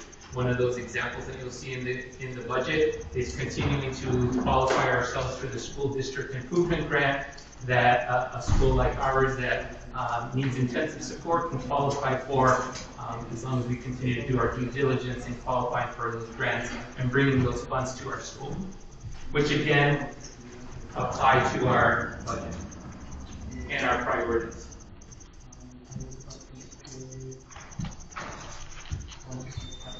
Here, and by the way, the document that you all have within your folders, you can find everything that's being presented here. And I'm sorry, you can't see this, but these are check marks within these boxes to indicate that every area currently within the system where I was asked to balance the budget has been completed. These are the 4 areas that indicate where we're receiving funding from. So we're receiving funding under this umbrella called needs-based flexible funding of $923,571. We're receiving $177,600 under Title I discretionary funds. And we're receiving $4,934 for our mandated parent involvement. And this is the school district improvement grant that we qualify for, which is $100,000, also aimed to support our priorities here at the school. The $100,000 right now, it's not yet part of our budget, although we see it. We cannot use it or plan for it until we explore future partnerships where primarily a lot of that funding is going to go towards. And I'm hoping that our LSE student reps are part of those visits. We're going to be, before the end of the month, we're going to be visiting with future partners where we're going to decide which partnerships can potentially lend a helping hand to our 2 priorities found in our CIWP. And then we'll determine how we want to spend those $100,000 with that partnership. Do you know which partners have already said that they want to? Yes, there's a list on the FCCA website, and I can send that to all of you, a list of all the partners that qualify.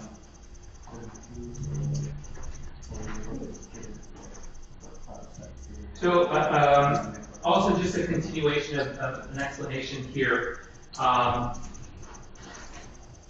So $700,000, 168 was used, immediately went towards staff salaries and extended day pay. Extended day pay refers to having to pay our staff when they meet outside of traditional school hours.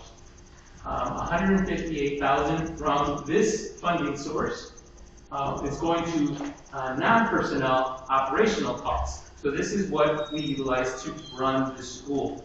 So if our TECO, Mr. Neisel, is asking for replenishment of ink cartridges or broken equipment, this is where the day-to-day operational funding comes from. And then I also put aside $65,000 for contingency. This is the sort of, think of like an engine needing the oil in order to run efficiently. So we want to make sure that our back is never up against the wall, that we're able to make sure that we have some finances in contingency in case of emergencies, and that's what I put aside for contingency. Under Title I, we have $172,000 going towards salary and extended day pay. So these two lines are kind of support one another. $5,000 goes towards our students in temporary living situation program. That we know the $4,934 go towards our PAC, and we already discussed the future partnership that we're going to continue to investigate. Some of the highlights or changes of this year's budget is the district going away from the student-based budgeting formula, where they simply tacked on a number to every single student, and that's what the school would get, or an amount, I should say, not necessarily a number, but an amount, which was roughly around $6,500 that every school would get per student. So they changed this more to reflect what's referred to as the opportunity index. So taking various data points on how not only is the school performing, but the school community around that particular high school. They give us a score, which is referred to as an opportunity index score, and based on that, they provide us funding to make it more equitable for schools, rather than just simply giving everybody a blanketed amount per student. Now it's really based on the actual need of that school based on this opportunity index number. So what that means is that in the past, if you refer back to our old budget handouts, and if you refer back to our old budget presentations, they usually put a huge dollar amount of how much funding they're giving to school. It kind of slightly changed in the way that they are acknowledging this. They give us positions, and so we wouldn't see, we saw some finances, but that is generally, again, the flexible funding that we are expected to use outside of what they're going to give us for the main bulk of our budget. So, all schools are receiving foundational, what they're referring to as foundational positions, like a centrally funded assistant principal. This is one of the biggest major changes that they're doing in schools, is every school is now going to have an assistant principal centrally funded by the district. All schools will now receive funding, centrally funded teacher positions. So all of the teacher positions, they use a formula, which I also highlighted in the presentation in the upcoming slides. They use a formula to determine the need of the school based on the enrollment, based on special education needs, and then they determine the number of positions that we get as a school. there is some level of flexibility there in case that we need more, or in case we suddenly see a discrepancy in our enrollment based on the enrollment that they were using in their data. All schools are responsible to cover the cost of teachers in these roles when they're not, or they are no longer covered within the foundational positions that are covered by the district. We then cover those positions. And so we're going to take a little deeper dive into these foundational positions and the positions that we cover as a school in these upcoming slides.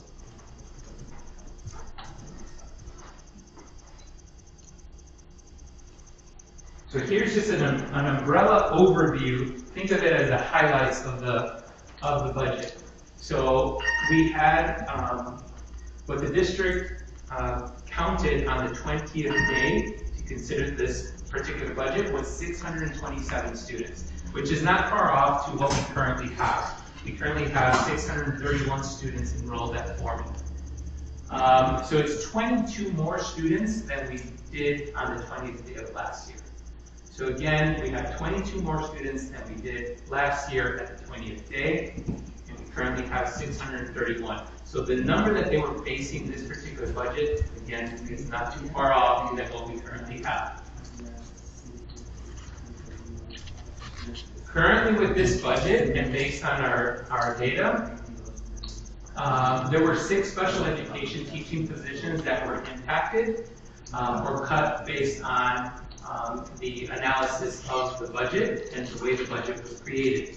We can always, as in previous budgets, when we receive cuts in special education, we have the ability to appeal if and when the need indicates otherwise. So we can appeal special education positions if and when the need shows otherwise. And that window is probably going to open up in sometime in May. If we need to appeal, we can appeal. Right now, the numbers are indicating that we do not show a need to appeal.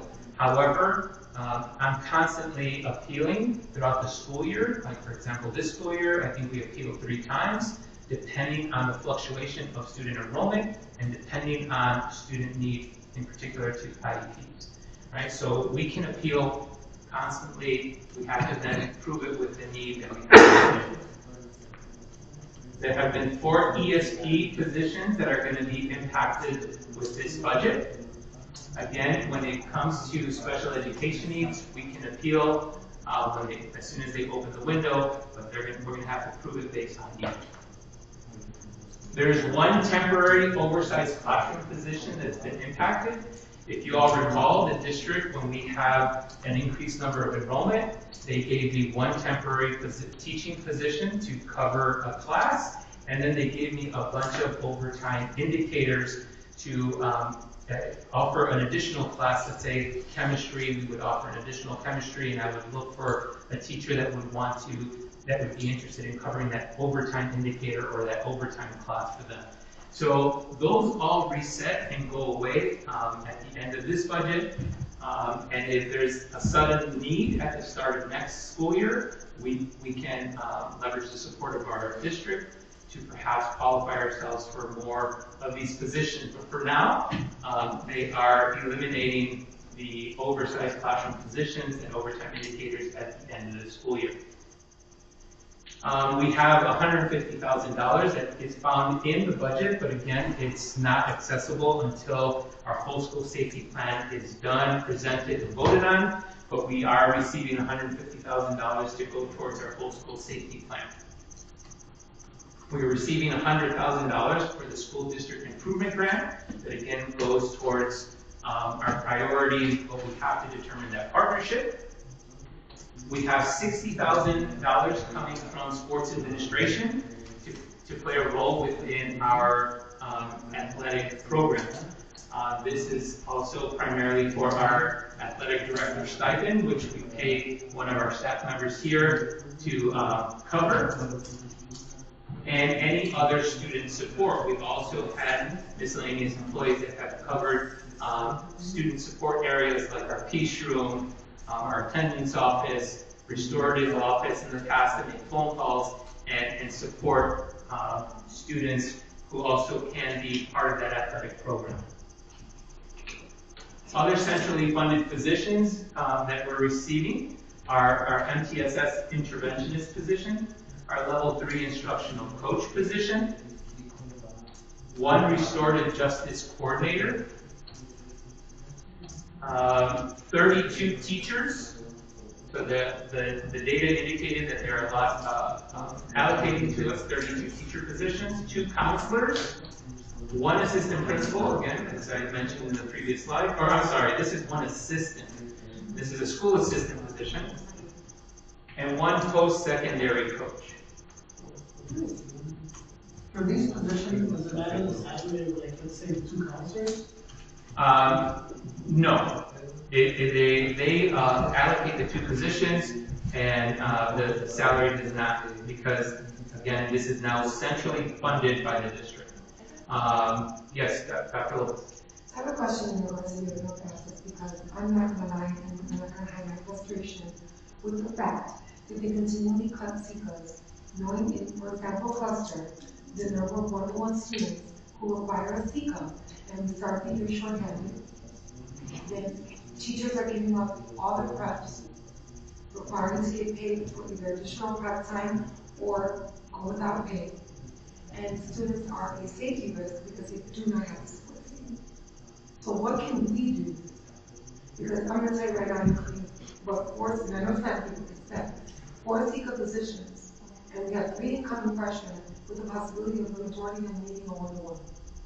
So again, we slowly, as the year comes to a close, we slowly start to get more and more information from our incoming 9th grade students. So they want to see the best possible complete data as possible, so that we're not constantly appealing and trying to ask for these positions. So once we firmly know the 9th grade data, we can then appeal. It is frustrating. I completely agree with you, because I have to, put the Band-Aids on when we're here, right? And so, no, I understand the frustration, but it's something that simply existed because, again, when we're talking about finances, they want to make sure that, at least that it's equitable based on our current data. And I will tell you that the data that they used is this year's 9th through 12th grade. So I was trying to see if they were just utilizing our rising 10th to 12th grade, but no, it's all to try to make the most accurate prediction for our budget for the start of next school year. So yeah, and they're utilizing another unique formula that I'm hoping that they provide to our case managers, so that our case managers use that formula constantly. So as soon as we know that we can qualify for something, we can be quicker on the appealing process, or the appeal process. So it's something new. However, I think it's being way more transparent than in the past. I'm hoping that helps us in the future appeals process if and when we need to make an appeal. So our school also continues to have key partnerships, like we rent out our room space for the cell tower, where we continue to earn revenue for the school, our vending machines, and we continue to seek out partnerships with anyone that wants to rent our facilities. We always prioritize our students first, but we have been known in the past to work with the Polish American Alliance to give EL classes for adults here. They've rented classroom spaces. There's been soccer leagues for little kids that have rented our gyms, and there have been cheerleading and football squads to rent our fields in the back. We continue to also look for those rental partnerships to continue to bring revenue to our school. Quick question. Yes. On the MTSS, can you tell us a little bit more about that? I've heard that, but I'm not sure what that is. Sure. So MTSS it's an acronym that stands for Multi-System of Support, or multi-tiered system of support. And so basically what it says is that students, depending on their performance, may need a level of intervention or support. So Tier 1 is usually taken care of through general curriculum in the classroom that impacts all students. Tier 2 is when the student needs a little more attention, but it's not isolated one-on-one intensive support. It may be small group support. It may still be done in the classroom, or it may be done outside the classroom in small groups. Tier 3 support is more intense, where it's more one-on-one, very specific to that student. And so our MTSS interventionist is Ms. Guy. What she's doing is when we administer the universal screener at the beginning, middle, and end of year, we get some literacy results. And Ms. Guy right now, because this is our first year that we've been allocated an MTSS interventionist, she's working on pulling out students that can benefit from more one-on-one support. So she has a schedule that she follows. She meets with an MTSS liaison from the network offices to continue to help us make sure that we have best practices in support of students in that intervention process.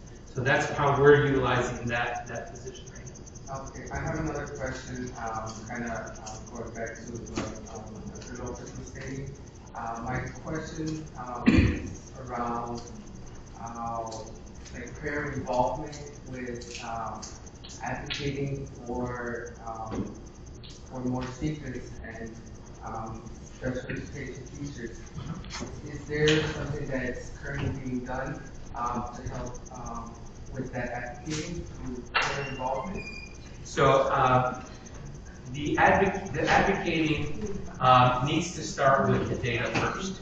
So we remember an IEP is a legal binding document, and so if the IEP states that the student, and we'll get to a slide in the upcoming slides, if the IEP states that the student needs this level of support, it has to be provided to them, right? And so when there's a transition, there's a graduating class that is leaving the school, we don't know the incoming class's needs at that point because we don't have access to their IEPs until they're fully enrolled at our school. So our first step is for us to advocate as the school, hey, we have 10 new students, and each of, let's say 5 students require one dedicated FCCA that supports them all the time. 5 students require a partial support from a FCCA in part of their in specific classes. Then that's when I advocate with an appeal saying, hey, we have a new need. We need this assistance, right? Because what you're describing, and I may be wrong, is if parents begin to advocate, like, hey, we have 6 less special education teachers, and we have less FCCAs here, we want more. The very first thing and the very first question that they're going to ask is, show us your data to prove your need, right? And so it's all going to go back to the IEPs indicating that the IEPs show that there's a need for additional support for that student. That's part of, I appreciate the clarification and the response. Also thinking about kind of, because what it seems like you're talking about is the incoming classes. It's also the concern about the current students and potential need of an IEP that don't have an IEP, right? And that there's probably a need for an evaluation. How does that come into play in all of this? Oh, that's another good question.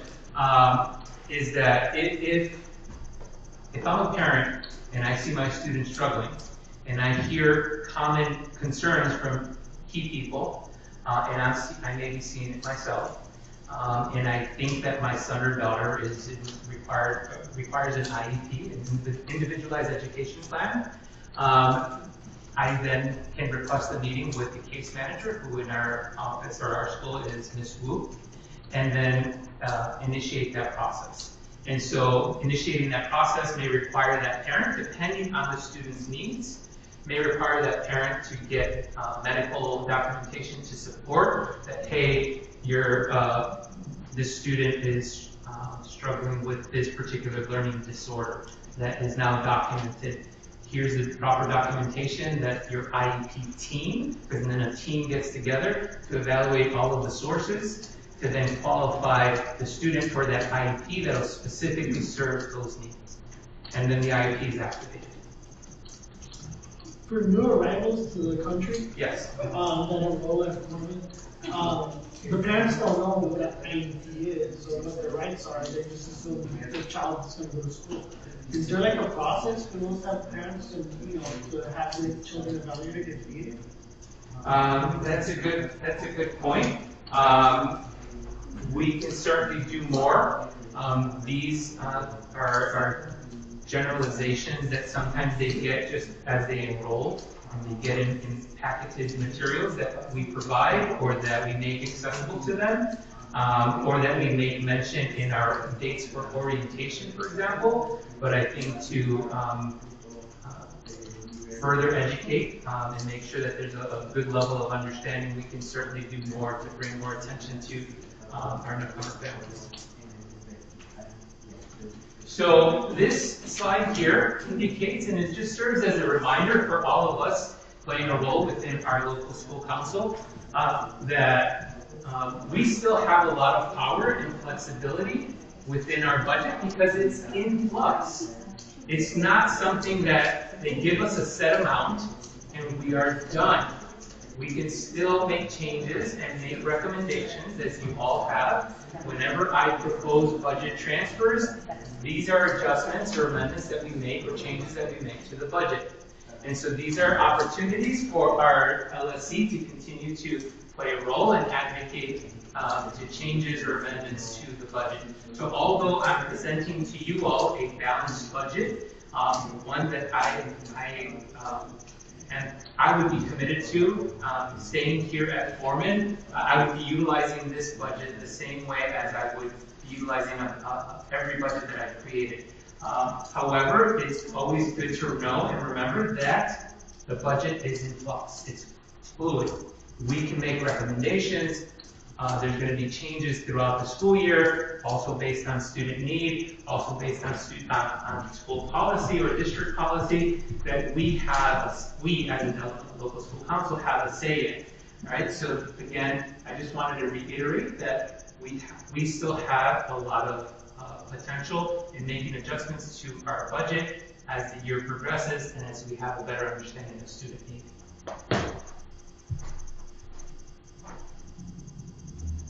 So here are some of our, and it's hard to see here, but in your document, this is also a link to give you more information about the Opportunity Index. Our Opportunity Index summarized score is a 35. And our average index number is a 2.9. If you recall when I presented and I was talking about the whole school safety plan and what we would qualify for in terms of the amount of money we're getting from the district for the whole school safety plan, I mentioned that our index score is a 2.9, but our sum score is a 35. This is something that they also use to determine the number of teachers that they provided us. So this just shows the different numbers that they pulled at the 20th day. For example, we had 22 students enrolled in cluster and 585 students that are in the non-cluster category, our general ed population. They modified our enrollment by considering an additional 20 students and taking into account the families, the newcomer families that were still enrolled. Okay? And so ultimately, the modified non-cluster enrollment number was 612. Question. Yes. They are off one cluster out, will that cluster benefits anyway? We have 23. Repeat. We have 23 in cluster. So would that benefit us in any way because they somehow missed? Well, this was at the 20th day, so that's the data that's pulled from. But it may, I can look into that, it being now 23 as of today. So this goes over again some of those foundational positions that I shared in the highlights. For example, one principal, one assistant principal, one clerk, one counselor, and in our case, 2 counselors we qualify for foundational positions based on our 20th day data. We have one restorative justice coordinator position that we're going to soon post as soon as that we have access to post these positions. So we're going to be opening that restorative justice coordinator position. We have core classroom teachers, 32, which is again accurate to the formula that they provided us. We have our interventionist, one position, and we have our school assistant, one position that is allocated to us. So again, these are the foundational positions that we qualify for as a school.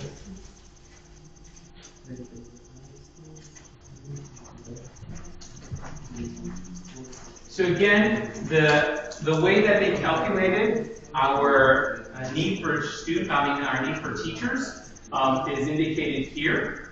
Again, they're using the opportunity index number where we fell at a 35, so we fell in between 31 and 41. Therefore, what that means is that for every 19 students, we get one teacher, right? So that is how they got to the 32 teachers that they allocated to our positions. However, something to note, when it comes to cluster allocations, that's counted separately. Every cluster program like ours, which serves students with mild to moderate needs, then they get one cluster teacher per cluster program and 2 FCCAs per cluster program. So we're going to get 2 cluster teachers and 4 FCCA positions for our cluster program as foundational positions. So again, that is aside from the 32 teachers. So again, this caps off, or this summarizes, the flexible funding that was provided to us. If you all recall the slide with all the check marks where we balanced, this again summarizes where we have the flexible funding and the Title I funding up here, 923,000 and the 177,000 plus, which was considered our flex funding to pay for additional positions that the district is not already paying. And we're going to look at that pretty soon.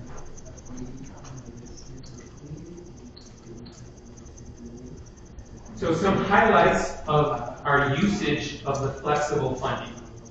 So these are some of the highlights again, because in one of these slides, for example, it indicates that we have centrally funded 6 security positions, for example. And we actually have 8 security officers. So how do we pay these other 2 security officers that are part of our staff? Where we're pulling from our flexible funding, which is our flexible funding and Tier 1 funding, to cover for those other salaries. So that's why in that slide at the beginning, I was telling you this money is going primarily to salaries, because the biggest allocation of funds always tends to go to people's salaries. So what salaries and what positions are we supporting through our flex spending, our flex funds?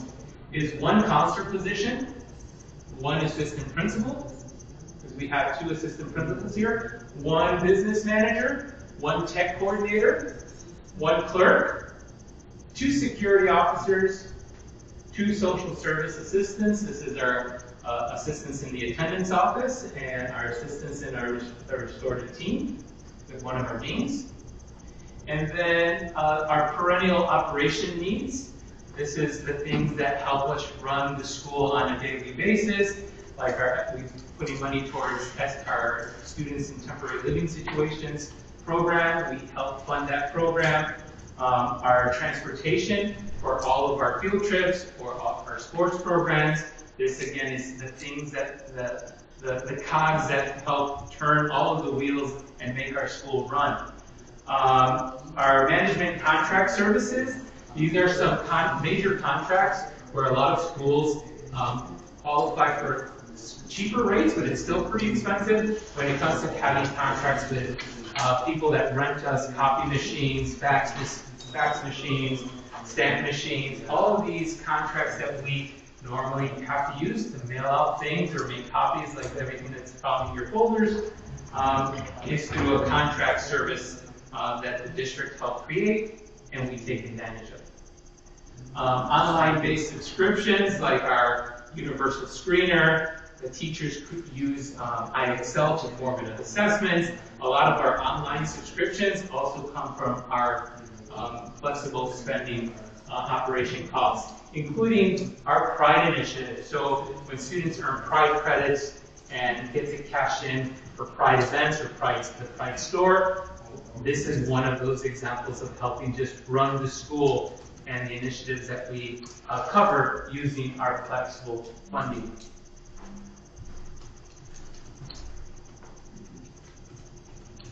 The district is also giving us $17,280 and the one instructional coach position.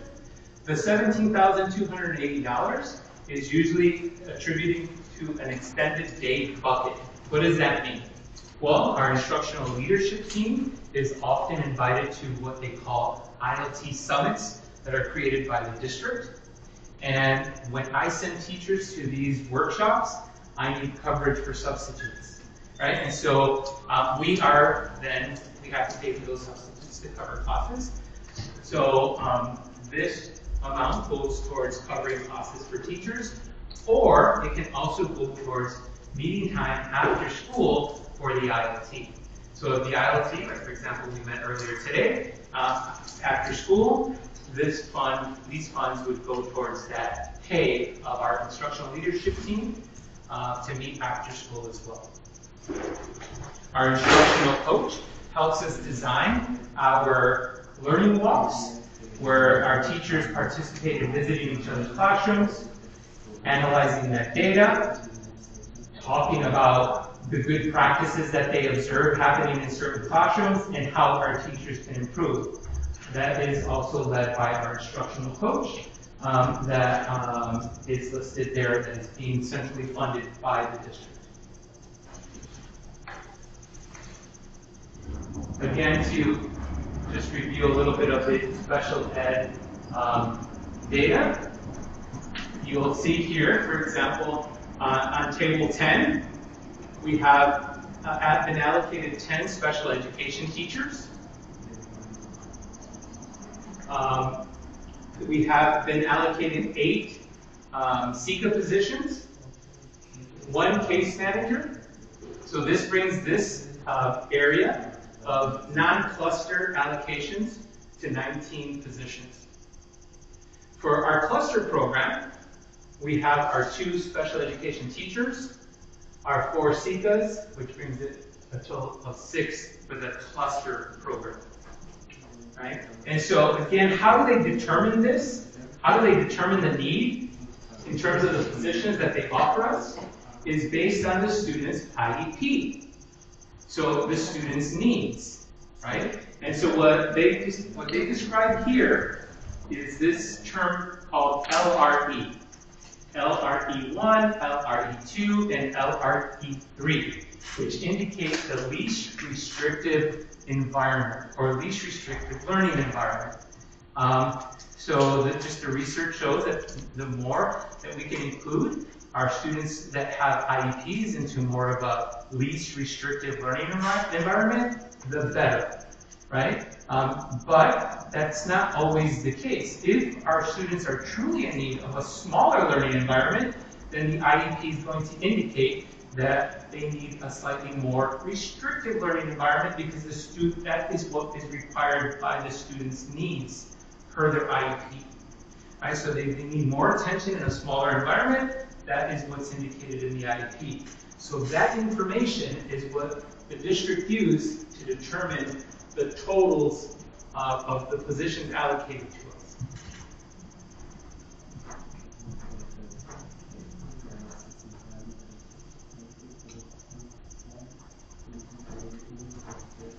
Dr. Lucas, you want to add anything to the least restrictive environment point, or? I just feel like we're not actually abiding by the IEPs in some cases, because if they know that a student requires one-to-one, aside from the shared seekers that are already in the classroom, that needs to be factored into the budget, so that it's not coming out of specifically students.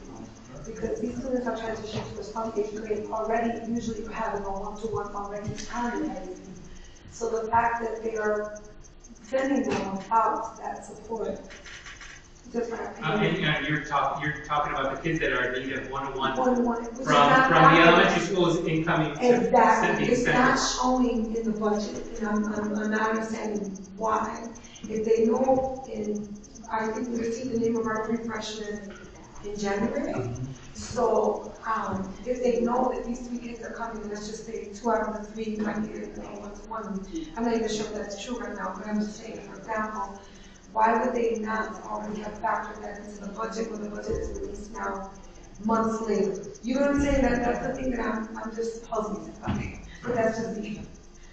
Well, that's a good question that we can add to our minutes, and I can certainly follow up. This is our our English learner allocations. So it's quite different than our special education allocations. And this also considers the number of English learners enrolled into the school. And so what they do is they make, one step, they make a recommendation of the number of EL teachers we should have. Right now we have 11. They're recommending that we have 12. We also have teachers currently finishing up their EL endorsements because they know the needs of our changing population.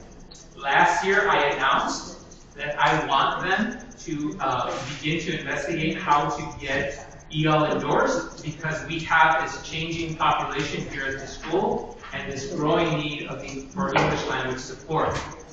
So, what does the district offer us? They offer us one English learner program teacher or the coordinator of the EL program. So that is a total of one position. I don't know why they necessarily have to repeat what they offer in the total here.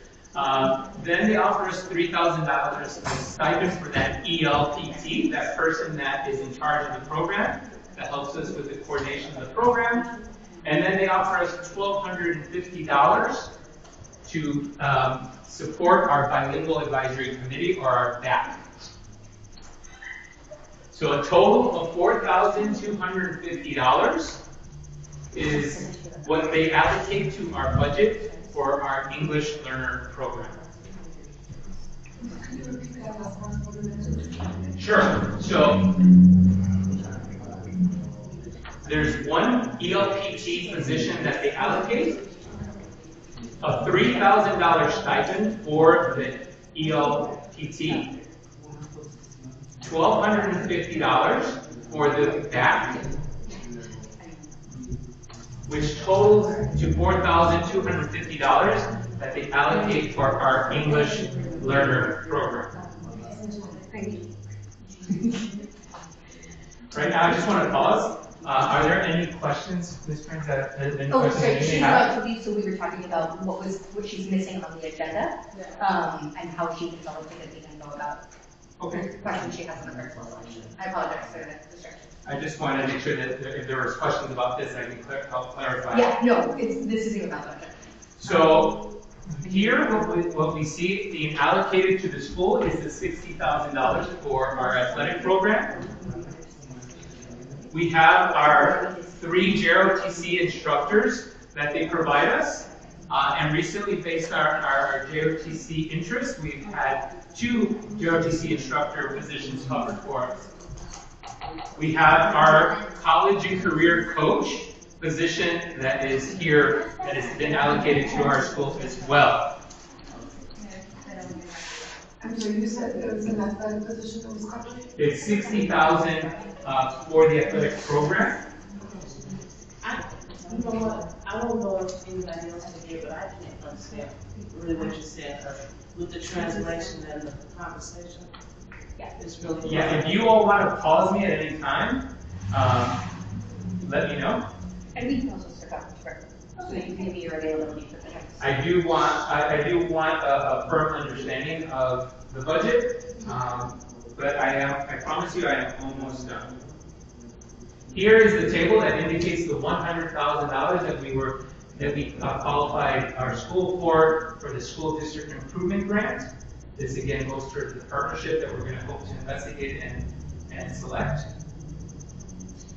Here are some operational positions that, for some of these operational positions, we just do not have control over, but it's good to just know what positions are being, how many positions are being allocated to our school. For example, we have 6 cafeteria staff employees. Again, this is hired and taken care of someone else in the district, but this is what they allocate for our school. We also have 6 security positions here indicated that is centrally funded by the district. This is not fairly common, just an FYI. This is some of the work that I did with Jay Dean's office to advocate for additional security positions to be covered centrally. We only are paying for 2, which brings it to 8 security officers. And here you see the $150,000 for our whole school safety plan. Also part of our budget, but we do not have access to this until we vote in as a local school council and accept the whole school safety plan. What percentage of the students are eligible for reduced or free lunch? It's, I do not know exactly, but it is probably, I think it was like 94%. That the last time I checked, but it was in the above 90. Here, these are other things that the district, this doesn't necessarily mean that we're going to get this, but this is, these are other things that the district continues to support and funds centrally. They have a partnership with Tutor Corps, where we may qualify our school for receiving tutors at the school. This is a little tricky. We tried to qualify our school last year, but we knew we had to do all the recruitment effort, finding them, and then sending them to training. It was very difficult. But it is something that we can continue to investigate. Maybe the process has gotten smoother, but this is something that we would not pay for if we then qualify for it next year. There are also things here, like our OST funding. This is out-of-school time funding that every year, at least the last couple of years, the district has centrally funded to help us pay for after-school programs for students. Social workers, we have 2. Nurses continue to be centrally funded.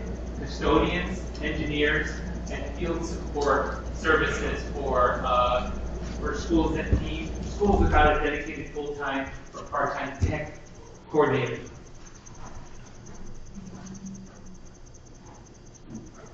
So again, I bring us back to the point that the way I spent the money is and allocated the funds is again business as usual based on our historical need as a school to cover our salaries, to cover our extended day pay for our meetings with our teams, our meetings to support after-school programs, our non-personnel operating costs. This is the stuff that we utilize to run the everyday things that we need to make the school run on a daily basis. Our STLS program, our PAC funds, our $100,000 for the school grant, and then the $65,000 in contingency, which is again meant to be included in there so that we can have the flexibility within the budget, so that if there are potential needs for budget transfers, the principal will pull from contingency. I'm going to give you a very clear example. Recently, in one center, we use a fob lock, a lock on our doors, where we use a fob, we put the fob in front of the lock, it recognizes a fob, and it lets us in. That lock alone, our recent quote, because it stopped working, we changed the battery, still not working, $5,000 for that fob system on one door. Right, so when it comes to contingency, it's important for things like this, which are not going to be covered by the district, that have to be covered by the school, that we are ready to cover these things. Right, and by the way, that's just one example, but we then found another quote that makes that we were able to at least narrow down 2 locks for less than $5,000. But that's just an example of the emergencies that happen, where principals then need to rely on contingency funds to be flexible throughout the school year. So again, I want to highlight that the budget has been balanced. based on the positions that have been allocated to us, based on our historical expenditures, and it's ready for anyone to pick up and for our LSC to support and make any potential changes in the near future, because again, the budget is not permanent, it's in flux, we can make changes. But it is a balanced budget that's going to promote us to continue to move forward and work without any concerns of needing to balance this budget, because it is, again, I did spend a lot of time immediately once it came out, knowing my circumstances, that I wanted to make sure that I provide a smooth transition to anyone that's picking up where I'm leaving off. Questions? So the cluster program is losing people, No. staff. The cluster program is allocated 1 teacher, 2 SCCAs. Okay. That's not going to change, because that is the mandatory requirement for a cluster program. Right. It's to be allocated 1 teacher and 2 SCCAs. So we have 2 cluster classrooms. So we are required to be provided with 2 teachers and 4 SCCAs, and that's what they're providing our cluster program. So how many of those staff do we currently have? So is that what you were saying, like so 8, I'm guessing? It's 4, or was it 2, 2, and then 1? You're talking about our special education field. Okay, so for cluster, the number of special education teachers that they give us is 2, 1 for each cluster classroom. The number of paraprofessionals, or our SCCAs, given to only our cluster program is 4, so 2 in each classroom. What Dr. Lopez was pointing out, that sometimes, in particular to our cluster program, for students with more needs, sometimes they are allocated a dedicated SCCA, which is just meant for to help support that one student per their IEP. Their IEP says they need a dedicated SCCA at all times, then they need a dedicated SCCA. These are SCCAs that that can float and help the entire classroom.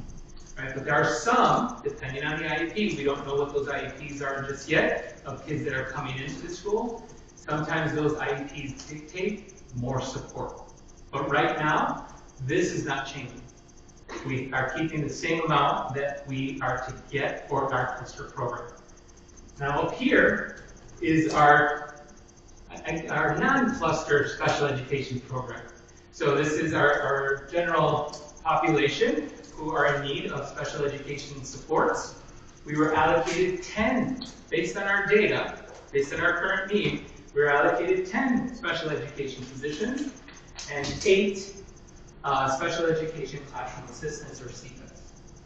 Okay, and then 1 case manager, that's Ms. Wu, who helps run the IEP program. Yes. I'm wondering if what my question is, because some SCCAs are being cut, whether those SCCAs pertain to cluster.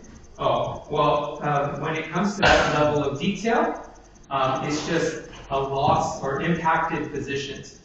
That is those determinations are to be determined by policy and the contract that the district has with the CTU. So we don't know. I don't have a response of who, and I would not be able to share. This is not the place where I talk about personnel issues. So I can't say, oh my God, guess who's being impacted, right? That's not professional. We don't talk about personnel. But the district does have, this is why the CTU exists, the contract with the teachers union and the district exists, because they have come to an agreement where they follow a formula based on their policy of who is impacted. And again, just to give you an idea, it's primarily based on seniority.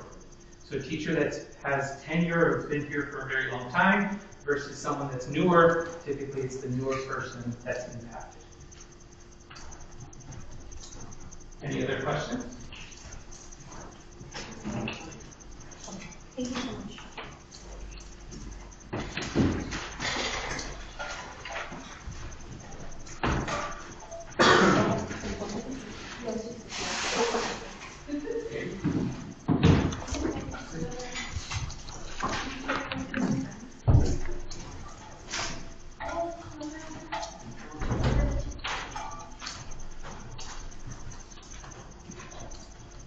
just wanted to briefly update you with our progress on our CIWP. How many of you attended a session a few weeks ago in this room where we provided an update? You hear it? Okay. This is a fairly brief update, in addition to what we had stated a few weeks ago. As you just learned, and it's on your handouts, the CIWP drives all the work in building, and as well as the things connected to the budget. So our two priorities are curriculum instruction and connectedness and well-being. This is our theory of action. I think that's stated on these handouts. Am I right? Ms. Escamilla presented our theory of action for curriculum and instruction. And our goals that we're working towards, our departments will regularly review various data, such as F.C.C.A. formatives, PSAT data, Khan Academy, to inform differentiated and curricular decisions and strategies to identify and address the teaching of reading skills relevant to the content area. And our focus is achieving a 10% growth on STAR 360 from the beginning of year to end of year. That's one of our goals under curriculum instruction, and the other is to achieve a 90% passing rate at every grade level and within every department.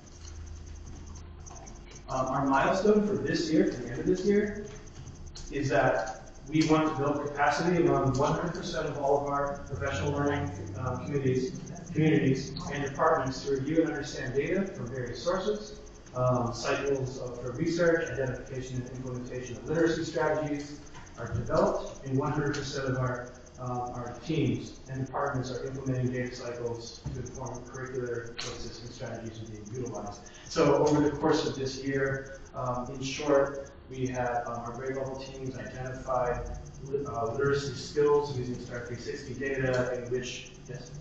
I was just going to ask if you could share the slides with us, so that people can follow along, like those of us who are apparently using glasses, can follow along on our devices. Okay. Thank you.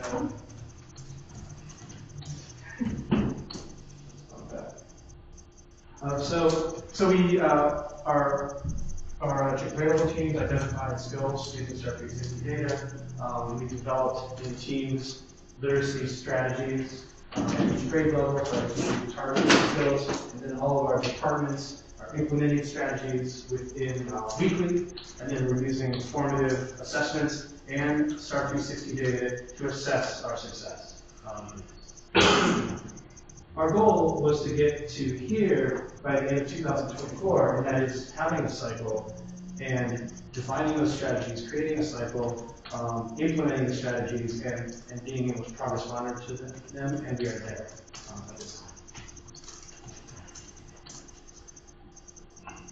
Our milestones for this year were we establishing and communicating a calendar of data cycles embedded, and we are 100% completed.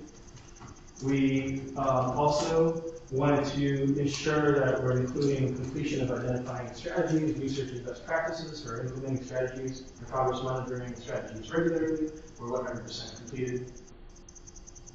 Our milestone 3 was to review data, revise the cycle as necessary, and then working together with our ILT and our departments would continue to revise the cycle at the end of the year. That's in progress because we're near the end of the year, and that's what we're currently working on.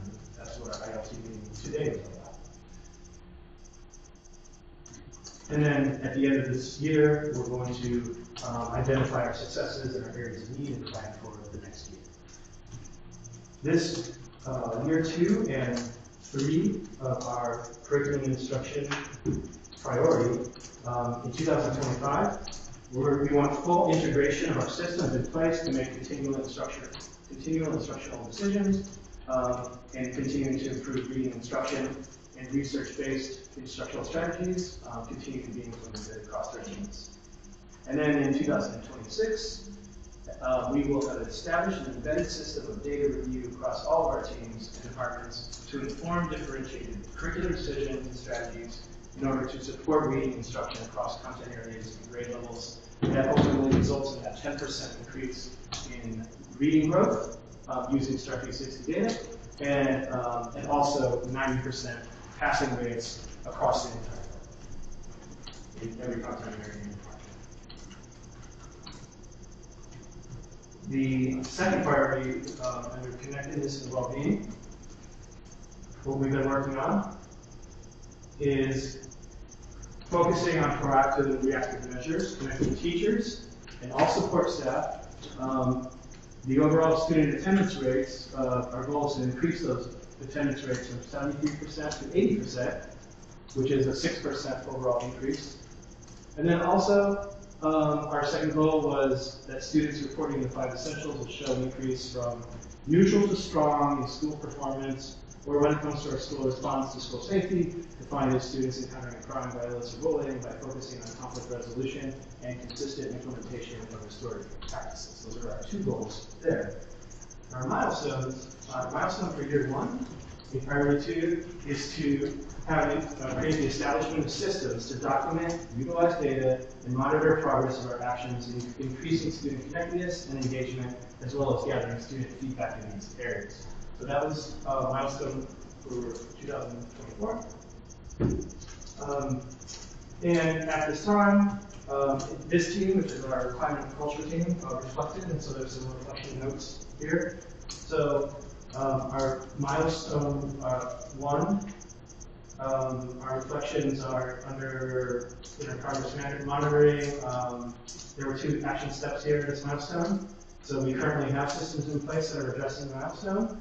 The focus was on branching minds and unified internal system. We're working more on a system that is going to be more accessible to branching minds, and currently building that system. We have systems that are monitoring our attendance, that are increasing attendance, using pride credits and other interventions here. We know that there's a need for growth in adopting a system that will be used by all of our providers and social and emotional related teams, such as our restorative office, our behavioral health team, culture and climate, and any external service providers. Also, we're reflecting on our milestone 2, which is committing to strategic surveys to gather student feedback on connectedness and engagement. And we successfully completed 5 essentials. We used a student QR code to provide another avenue for communication, so students could address and ask questions and address concerns in the building. An area of growth that we determined is to continue to engage more student input in climate culture, more student connection and input. So also part of year 1 is that we continue to monitor the progress to create data-driven continuous improvement cycles, and the culture and climate team has adopted a continuous improvement cycle mindset. They're taking using data-driven goals. The goal here is that they will ultimately impact our goals around connectedness and well-being. So creating this data-driven cycle. Our years 2025, hopefully, we have action steps that will be created to target this milestone in 2025. We will hopefully see a higher level of restorative practices utilized in interventions as a means to enhance relationship building among our stakeholders, all of our stakeholders in the building, and our community. And then by 2026, we'll see a high level of student participation and engagement in classrooms, student-led organizations, student extracurricular programs, student leadership and agency. And conversely, we see fewer students committing infractions and increased attendance. So that is an update on our CIW. Any questions there? Thank you.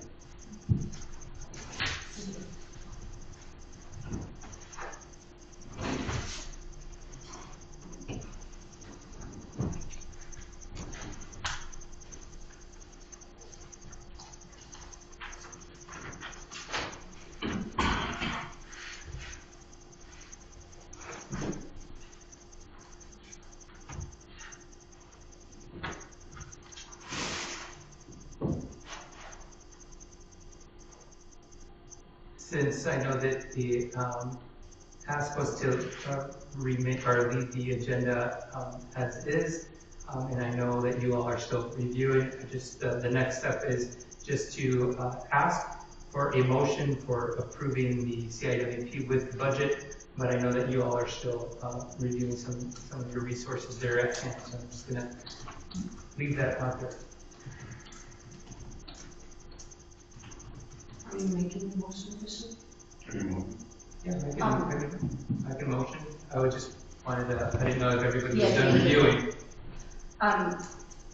If I may ask, if anybody votes no, please just clarify whether it is that you have a specific reason that you want addressed in the budget. Like, I am saying no because I want to see this things, that specific things change, or I am saying no because I think we need more time. Because in the event that it does not pass, we need to know how to proceed to address any of them. And then yes means that it's not done, and we will still have a presentation publicly, but the vote will be done. No question. Something that we have, I haven't heard talked about. I know it was addressed, or probably was addressed in previous meetings, is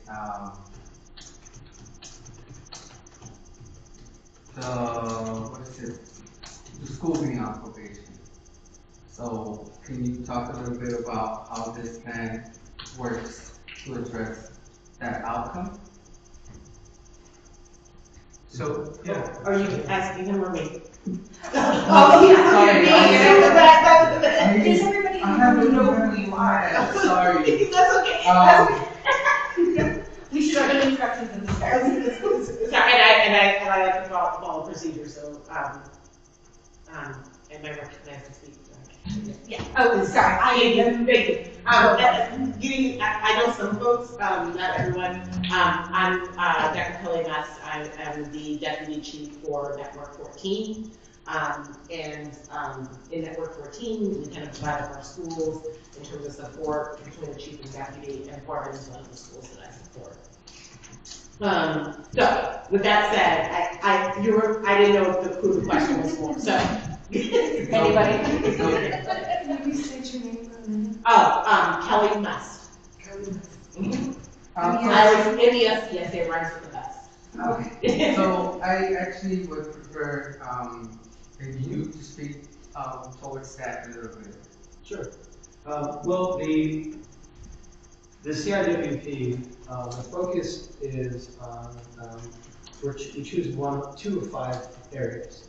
And we had a team of CIWP team over the summer, and we used a number of protocols to decide what our greatest needs are in the building, focusing on 2 of those priorities that would help our students become more successful, right?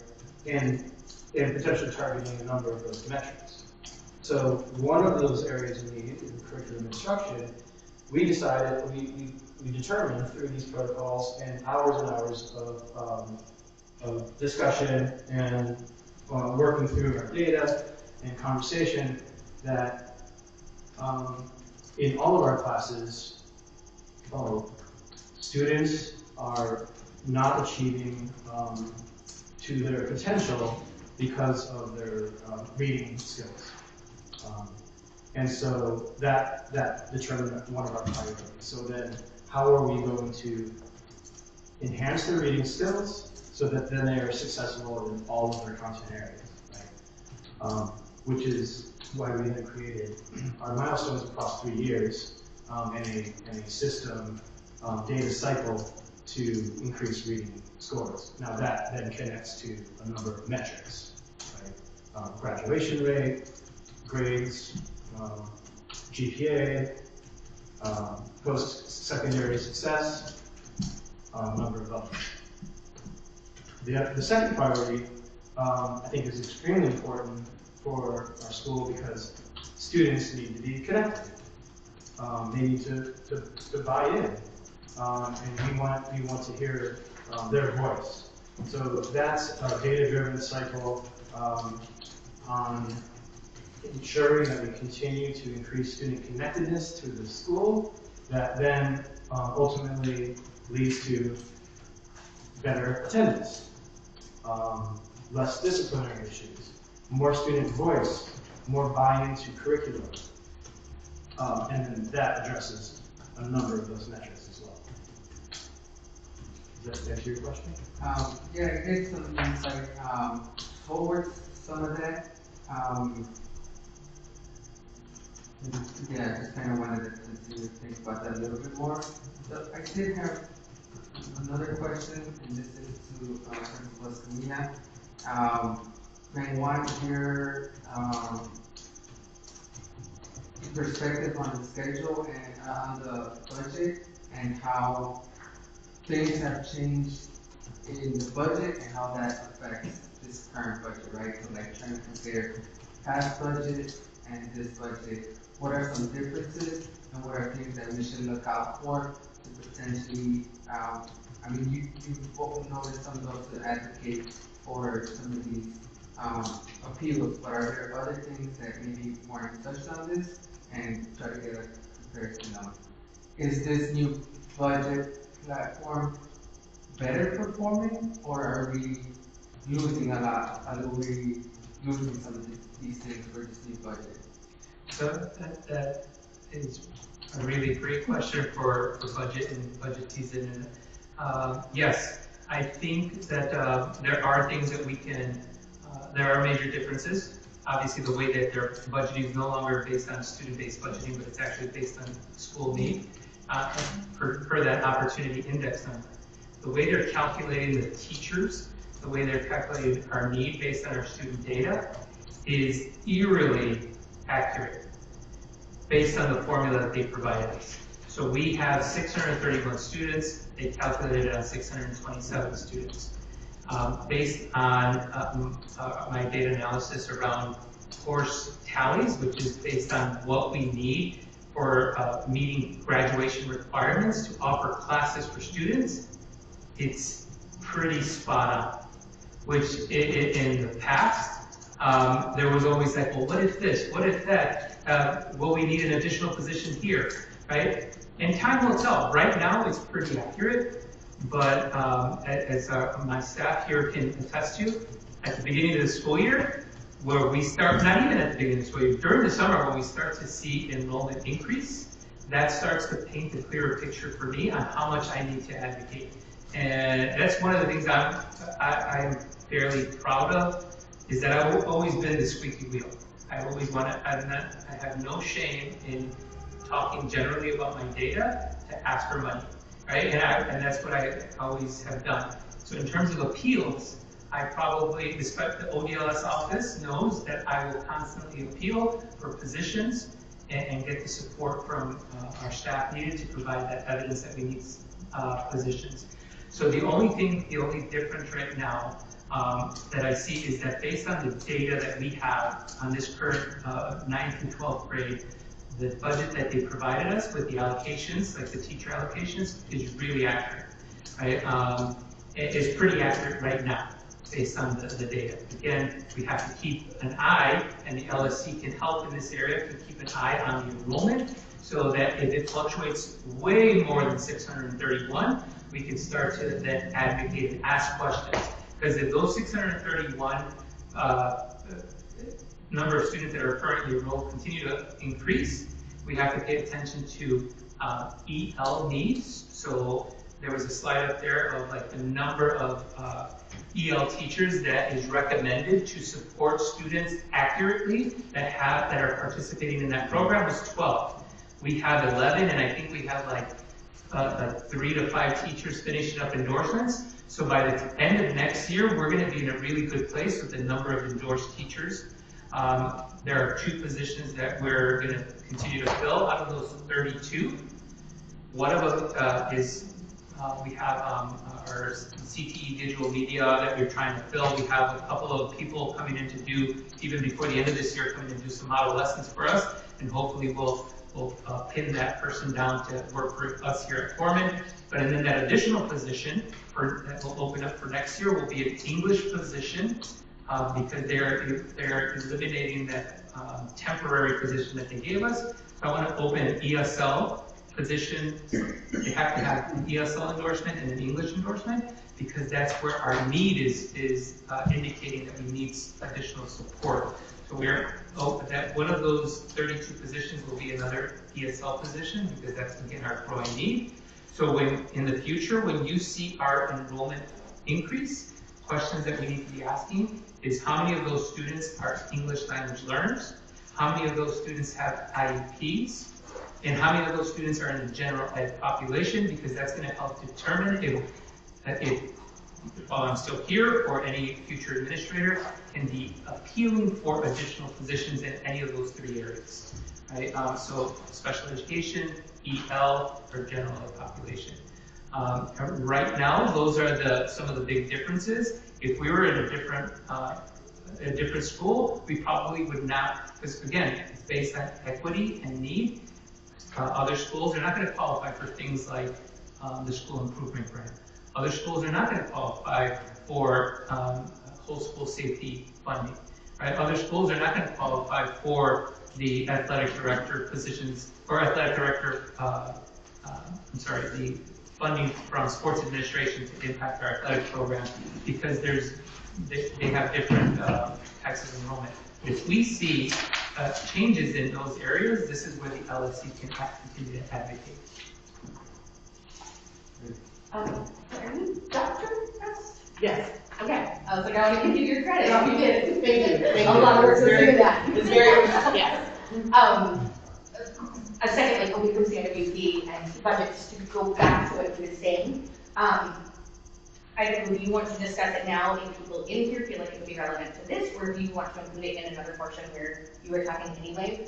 But just an FYI, the only, as far as the LSC goes, I got an email a while back from the district that just says, FYI, you guys are a probation that could impact your options on how, like our roles. That is all of the information we have. So we never even got anything on why we are on probation, which might be why you were tying into this.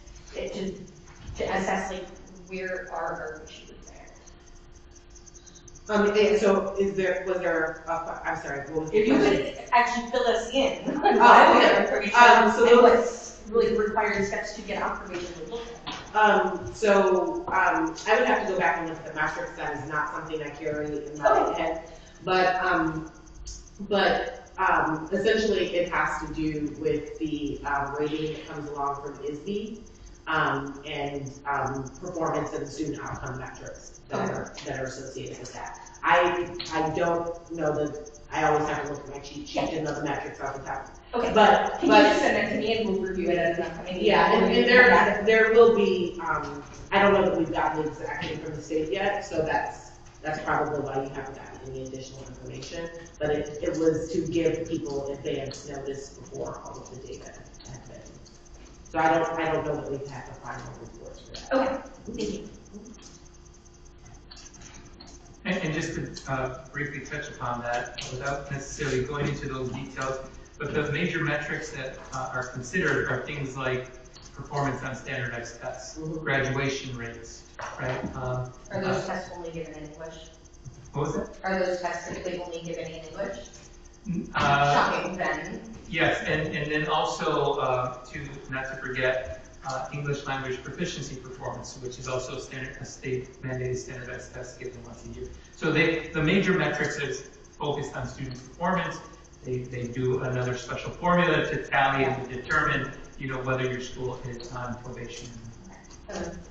Not very equitable or like. And hopefully the state, this statement to say hopefully the CIWP is to support Yes. us from getting out of The that. focus in the reading side, I think that we also, when we look at being on probation, we need to consider what, if the tests are only given in English, and we know that a large percentage of our students are still learning the language, that's a very different situation than our teaching, either the teaching isn't working, the students are doing work, whatever, we need to look at what that factors into it, that rating system is not taking into account their circumstances. And so while obviously the district has steps that they have to follow, when we think about that, we need to think about that context. Because it doesn't necessarily mean that somebody's not like, it's not necessarily we need to do a better job, or like the students need to do a better job. It's recognizing like, this is where we're at. They just got it, they're still figuring it out. Does that make sense? Like, it's not necessarily like, we're not doing well. No se trata en el lenguaje de ellos, sino en inglés. Si un estudiante tomó una prueba así, no lo entiende. Right. So yeah, that's also one school of thought. The other school of thought is this is why it's important for schools to consider teachers going out and getting the proper endorsements, so that when your school population changes, that you don't just you're not just stagnant with the teachers that are currently at your school, but you are encouraging them to get the proper endorsements. If there's an increase in special ed, you're going to need more special ed teachers. If there's an increase in ELs, you want teachers to be trained and get the proper endorsements. What they call it is making content comprehensible. So simply because you speak a different language, it's not impossible. It's probably going to take a little more time. It's not impossible to get the student that speaks no English to understand the content, but what's in the middle? What's in the middle is your strategies in making content comprehensible. If I don't use EL strategies to make my content comprehensible, and I'm just speaking in English and I'm just going through my motions and I don't care the languages that they speak, I'm not using any strategy, right? But when you're trained and you have those special endorsements, you can then employ those strategies so that you can make content comprehensible, and we can start to see gains even in students that do not know the language. Yeah, and I'm not saying that that's not, I think regardless of whether we're on probation or not, regardless of our test scores, we should always be saying, what is the student need? And the student need is these supports. But just that when we look at like those rankings to know how to meet those numbers, they're going to be skewed because we are so early in that process. Like kids who just got here need the supports, but like you said, it's going to take time for them to get there. Yes.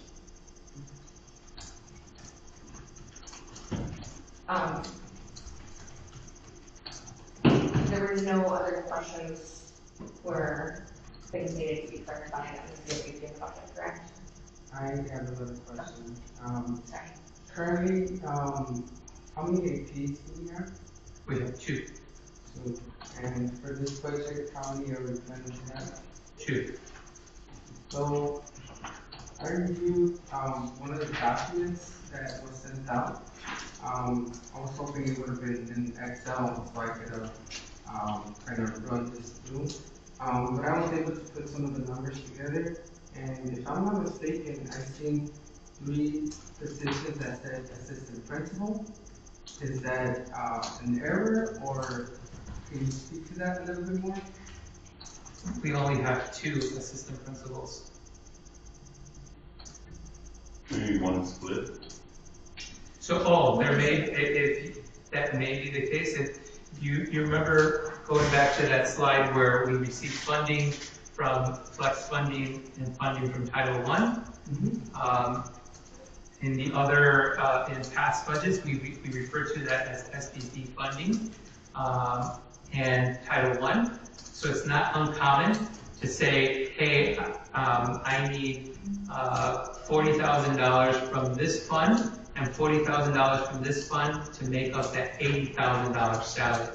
So that then may mean that there are different amounts coming from different areas to fulfill one position. But we only have 2 assistant principals. Okay. I see that now. That's all.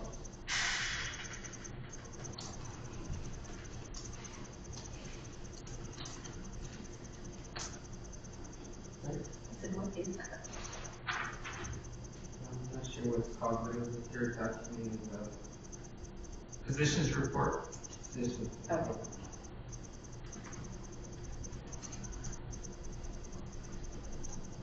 I will therefore vote on the motion that Mr. Escamilla made. Now that all questions have been asked, are there any further questions? I second the motion.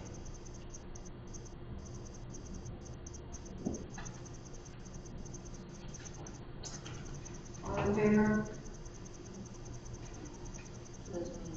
Any opposed?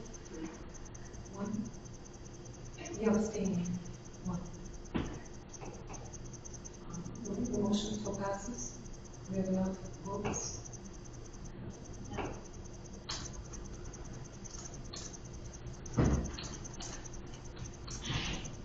To go back to Chairperson's original comment earlier, Mr. Flores, do you mind sharing a little bit more of what can help clarify anything further for you? There's just a lot of documents that were shared, and I just want to continue to look at some of these stuff and see one thing I would like to see with the CIWP is, and you showed it before in some of your principal reports, is attendance rates, and also breakdown of dropout rates, right? And now you bring that up, that's something I also failed to bring up to any of these conversations throughout the years in the local school council. So I just want to be a lot more informed in making these decisions, kind of going through, because I really do appreciate the work that you've done and how this has been really, being the local school council has been a learning process. And I honestly believe that you're a great principal, right? But I don't know who's going to come. I don't know how they're going to take to criticism. So I want to make sure that I have all of these things so I can speak on them. That's why one of the reasons that I asked what's your perspective on this budget change. And really, how can we continue to be the squeaky wheel, right? Something that you always really continue to advocate for. So I'm just trying to use honestly some of what I've learned from you and continue to uplift that performance. And that's the reason why some of the things I would like to see in some of the reports, and just trying to continue to understand how do we advocate and pivot when we need to. Yeah. And just to touch upon that, just to comment, is that we are all still held accountable for general best practices, to do your best as an educator, to do your best in all areas that you're responsible to help run a school and make it effective. That never stops, and it should never stop in someone's mind, especially when you're responsible over roughly 30 students' lives in your classrooms every single day, or in my case, 631 students in the school building, right? That never stops. However, when it comes to focusing to get more bang out of your buck, so to speak, right, as the saying goes, is that you still want to rely and narrow down your focus to focus on certain things, because I cannot create a CIWP for all 5 areas that the district says, hey, we have 5 areas, you can pick 2 to 3, because the district wants to be as realistic as possible. If we target every single area and create an initiative around every single area, then our heads are really going to spin. Right? So the idea is to try to really look at your data, spend enough time to narrow down the focus on 2 key areas that we think are going to make the most impact to a school. So, like for example, you brought up dropout rates, and so we have already been doing a lot of work in strengthening our systems within our counseling team. Last year, we had a focus around scholarships, which continued on to this school year. And this school year, we increased our scholarship qualifications for our graduating senior class, which is now above $5 million. So we're doing good work there. Is it perfect? Is there room for improvement? Of course, there's room for improvement, right, in those areas, and we're still working at it. But again, our CIWP, we're hoping that it's not just only a focus on literacy, it's a focus on literacy across all content areas, because we think that if there's a focus on literacy, we're going to see improvement in grades, we're going to see improvement in pass rates, we're going to see an improvement in test results, and then the improvement in graduation rates. The data that research shows is that if students are graduating with a GPA above a 3.0 in high school tend to persist longer through college or university classes, right? So if you have, again, this is just based on the data, you show a GPA, you graduate with a GPA of higher than 3.0 from high school, you tend to do better in college, right? That's also a level of impact that we think by focusing on curriculum and instruction through literacy, that we aim to make those growth in other areas. The same thing with our connectedness and well-being. If students feel happier and safer and more connected to the content that they're experiencing in their classroom, they're going to perform better on their grades. And they're going to perform better on their tests. They're going to have higher GPA. They're going to have more attendance. So again, when we think about the CIWP, we're trying to narrow down the focus on what's going to make a greater impact. It's not just to say, oh, we're only focused on literacy. We're only focused on attendance. Like, no, that's not. We're hoping to focus in these areas, but make a wider impact in other areas. So ultimately, it will make an impact over the span of time in our graduation rates, is what we hope. This is why the CIWP is even a 3-year plan, because it's meant to be long-term. It's not meant to be overnight. So just to give you some more of an elaborate answer to your question. And just a reminder, we still have one more CIWP presentation due by the end of the year, and we still will be doing another budget presentation for the public to still have this information and just have the chance to ask questions. So I know, well, a lot of times we collectively schedule things, or teams collectively schedule it. The budget presentation for the instructions are passed for us, so we will figure out the timing that makes the most sense, including whether that is in the next couple of weeks or whether that is to have someone else be prepared to give that presentation, because I know the to-do list is already quite long for the next couple of weeks. And then with the CIWP, we'll also talk about, like, you know, this is a chance to then say, hey, there's some follow-up information we would love to have. And maybe if we know we have specific things that might need a little more research, we can communicate that with you. Yeah. So the team presenting can be prepared for some of that, because I know sometimes we say all the time, like, oh, I don't know that info offhand, but had I known you were going to ask, I could have researched it for you. So we can make sure that there's follow-up, you know, that we have a good streamlined process. This isn't like any info that wasn't covered tonight is just not accessible. Anything else on this before we move on? Okay. Principal evaluation, I had already had this on the agenda. I just wanted to go over, like, we don't need to do this year. This is something that my ask of those of you who will be on the FSC next year, because this year part of what we would have gone over in that is the new system. So there's a totally new form that we look at. And when we look through that, it's much more in-depth. And so this is something that as we move into the new year, I would like to make sure that we are all really familiar with that, because if we would like to make changes to how we handle that, we need to do those by November. That way we can just be very proactive early on in what information we need to be able to be ready for that, so that we don't get to the spring and be like, oh, this is a lot to learn all at once. Vote on vice chair. Our vice chair is one of the people who is no longer on the LSC. I do still want to make sure we have that. We need to recognize that while I managed to be here through a lot, including my surgery recovery, when things come up, and so I would make sure we have somebody in place who can step up to run a meeting if I end up having some sort of emergency. I'm sorry, I'm laughing because Anna, yes, sit up. So ideally, we were told, ideally the vice chair is a parent. Our chair has to be a parent.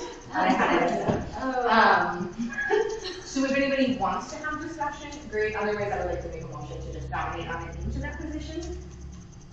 And ask for a second on that. I second that.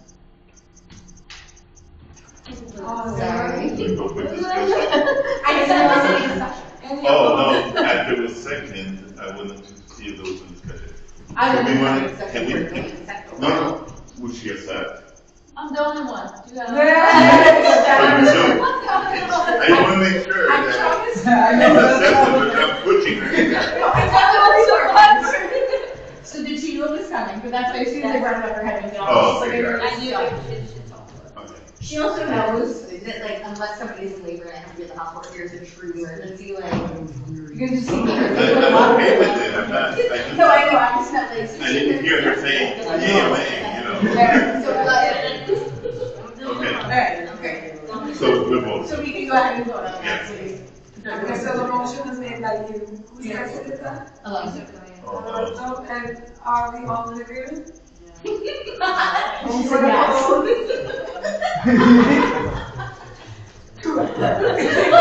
You've been on board.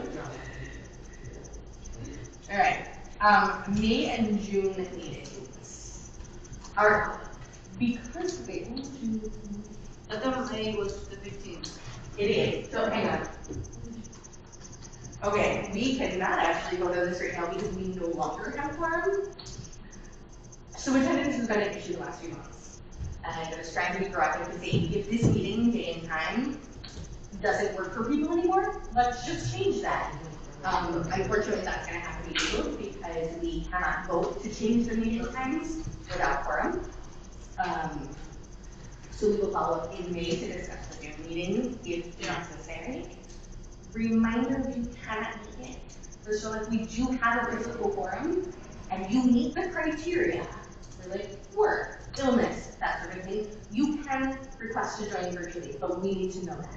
And if you're gonna miss it, please just let us know. We don't need to probe into like your own personal situation. You don't have to fill us in on all the details, but just give us a heads up. We have some big things coming up and we want to make sure that we are doing our best to all be here because otherwise it hinders everybody else's ability to get our work done. Also, just an FYI, since she's not here, Ariana's birthday is the 15th of May.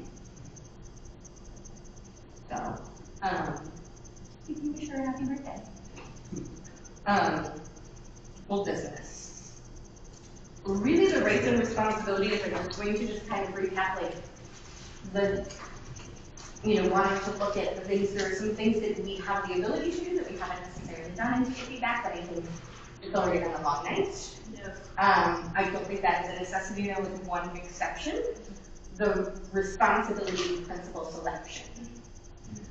When we did not anticipate meeting tonight, but we do. Dr. Mess, do you want to go over that or do you actually want to get a spot on our agenda? Oh, I don't need a different spot on here. I don't even Fair enough.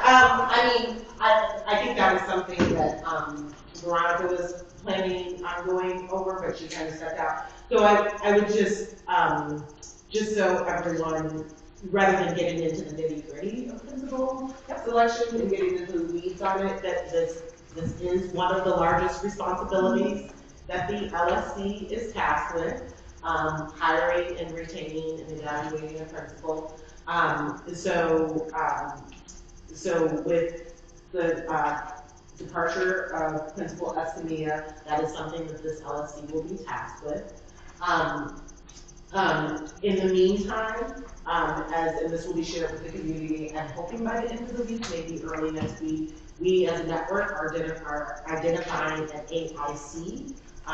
Administrator in charge is usually a retired principal who will be here at Foreman to support through the transition, but support until a contract principal is identified through the LSC. I think this is something that Veronica was going to help get in the weeds about a little bit, but there are some challenges with your LSC given the number of members on the LSC and some issues with quorum. But it is possible. It will be a challenge, there will be tight. It is possible to go through the entire process and have a principal in place by July 1st. Or at least by the start of the school year. The start of the school year. Yeah, by the start of the school year. It is important to do it right and choose the right person. But ideally, we would love to have, we just know that transitions are better and schools are in a better place when you have a solid leader in place to start out your school year and get to know the students. But we are here as a network team. I will be walking hand in hand with your chair through this journey. She'll have the support you all have the support of policy relations and me as a network. We've been through this type of transition several times.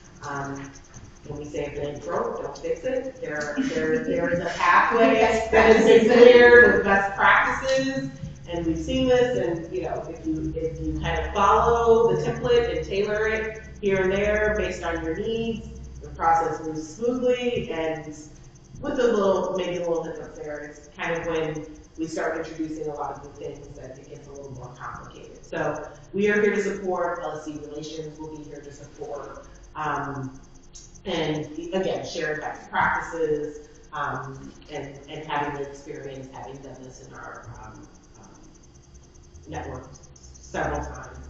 And in the meantime, we're really focusing on right now, and Principal F.C.C.A. and I are working very closely to make sure that there's a smooth transition to help Foreman support Foreman in finishing up the school year strongly. So, yeah, I don't, if there are questions, I can answer some of the questions, but that's kind of the overview without getting into the needs of the selection process. Yeah, and I will say, I appreciate it so much. Like, you and Veronica have been on the ball with, like, jumping into communication with us. So, you know, this is my third time seeing you in 3 days. I know, I had to count, and I was like, wait. I know Veronica has been incredibly just like responsive, and you know, called her emails and then making sure that like we would follow up, like, oh, if you have questions, let me get back to you. Here's who you have to do that sort of thing, and that's appreciated so much more than that. Now, and yeah, like you said, like, well, this is new to our team.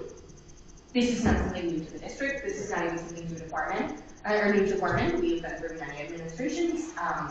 You know, the nice thing is that Principal F.C.C.A. and I talked about this previously. Each time we're building momentum, right? Like, we're still taking work in progress. So this is good. How do we use the progress that we have made in the last few years and just continue to build on with the new administration? It's not like, oh, we're starting fresh. And so I'm really grateful for that, including the steps that you're taking, trying to wrap up a lot to leave the new administration in the best position possible. We all should have by now completed the training. I know that for a lot of us that was quite a while ago, and not something that we really like paid a huge amount of attention to, thinking we would need it. I know that Veronica will do some training with us. That's a required training. Yeah, but as a reminder, if you're like, let's get a head start on this to be as ready as possible, that recording is still available, and I can also send all of you the slides from it. If you're like, I don't want to spend an hour listening to Greg talk about it again, but if I could just pull up the slides to like refresh my memory on certain parts, I've already gotten the slides from you to forward out to the team. Any urgent questions, knowing that there's going to be a lot of follow-up, but just pressing because I know sometimes people have like immediate needs. And then there's, you know, like we've already discussed, one of our big priorities needs to be identifying parents who are interested in applying to start ASAP, to go through the end of June, because we do need to have 7 eligible people who vote yes. Not just vote either way, but we have to have 7 eligible yes votes, which does not include an AIC or a principal, or students. So as it stands, even if we had a contract ready and a candidate picked out, we would not be able to approve it. So we need to make sure that we have that, so that we're not going through all these steps and being like, this is great, and then it stalls. And in the meantime, that candidate moves on to a different job, and we have to start the process again. And so, you know, we have some thinking to do about the best ways to approach that. We have already done budget, safety and security, just a couple of quick status checks on that. To help us navigate that transition, who is on the whole safety committee? The whole school safety committee? Yeah. I don't have that list, but I'll request it to send it over to you. Okay, that would be great, just because, Mhm. because of the timeline for it.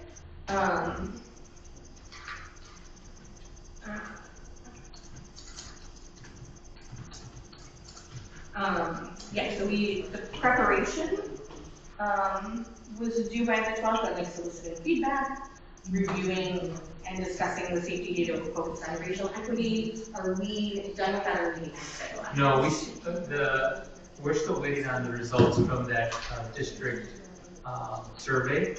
Okay. But in the meantime, we've also been doing our own survey, and then we'll use, it's always wise to try to get multiple data points from different areas to make those types of decisions. So we're still waiting to get those results and then crunch the numbers from our results. Did students get a similar survey, or was that just for? That was, no, that was also for students. Students were Okay. filling that survey out as well. Okay. What is this one doing? Old business safety and security. When do you anticipate having results of the survey that we did? I'll find that out as well. Okay, thank you. And then where's the racial equity focus side of that?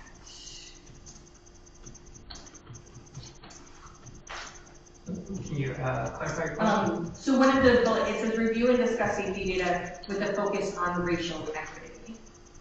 Where are we at on that bullet? Well, one is we definitely are including a variety of our staff and students. And we're going to definitely include, when we talk about racial equity, we also want to take into account the general umbrella of how the district breaks down equity. And so it's not necessarily, I don't want to just blurt out a response because it's a little more complicated than one response. But it's also going to be telling as what our data tells us so that we can figure out a little bit more where we need to be a little more conscious of our full school safety plan to address that area. So I don't have a very clear answer for you, probably until we have all of the results and all of the responses from our school community so that we can make sure that that portion is going to be addressed. But either way, it's hard not to address that with our student population. Right. And so then the plan development, the deadline for that is May 3rd, and you might not have an answer for me right now, and that's totally fine. Do you think the odds are high that that will be ready before the end of this month, or will that be something that we'll just lean on the APs or somebody from the local safety plan to present to us in those meetings after that? Yeah, no, I think we're going to meet the deadline that's out. Well, it's like the deadline is just at an awkward point because it's May 3rd. So I'm not worried about will we meet it by May 3rd. Will we meet it by like April 30th, or do we think that we should just plan to follow like in the first week of May? So your question is, are we going to be done with the whole school safety plan by April 30th? Yeah. Well, you are still here, or should we just be planning on doing that with the whole school safety team without you? Because you have already set the stage for them to follow up with that. Because you don't necessarily need to be a So no, I did not. Okay. I did not task the team with completing it by April 30th. I tasked the team to follow and try to abide by the outline that was there. So if they happen to be finished early, then that was their intention was to follow the timeline as best as possible to finish by the guidance of the timeline, not by the. Right. By any type yeah, it was since it was so close, it's like what's fine. So we should just plan to follow up with them along this timeline when we know who that is, instead of worrying about what your schedule looks like on that. Correct. Okay, great. And then just a reminder to everybody here, this is less, like we have this pending, but we don't actually have to vote on it until June 1st at the latest. So we have a lot going on, so we've got some time on that we don't have to deal a time crunch. Which means May 15th, right? So the plan, it says because it is June 1st, I'm sorry for the clarification, I just want clarification. Yeah. Because June 1st is Our next meeting is not as June. So there's multiple steps here, which, as usual, includes community feedback, that sort of thing. So the plan has to be ready by May 3rd, then it gets presented for feedback between May 6th and May 17th, because that's Christopher weekend. And that plan also has to be submitted to the district for review to make sure that it's compliant with their policies and goals. And no later than June 1st, then it comes back. So yes, we could do that at our May 15th meeting. I will say we need to confirm before that meeting that we will have for them, because if they're going to come and present it and we're not going to be able to vote on it, it might make more sense to say, let's do that another day, rather than having us all sit through it and then know that we have to repeat that for the numbers to run there in order for them to vote. And then June 1st is the absolute deadline for us to get that in. And again, the district has been restricted. There's a history of safety and security and that sort of thing looking a certain way, and now being able to say, okay, let's step back. The ideal goal is really looking at relationships within the building and emotional safety and that sort of thing. And part of this is recognizing that safety encompasses a lot of things, but part of it is also recognizing the best plan is the one that prevents problems. And so we know that research on all sorts of things involving violence and crime and behavioral issues often stems from needs not being met. And so the idea is if we step all the way back, you got it up? Yes. Okay, thank you. If we step all the way back and say, let's focus more on meeting those needs, yes, we still have to have a plan of response, but the idea is that we don't get there very often.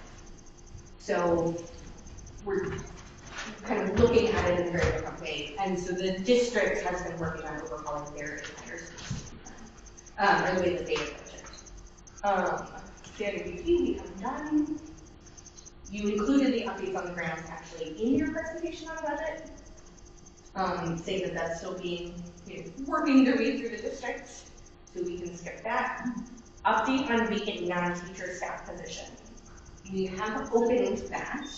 I know a couple of people have expressed interest and they submitted their applications. That's a question for me? No. Okay. I have not received any application. I've been requested an application. Okay.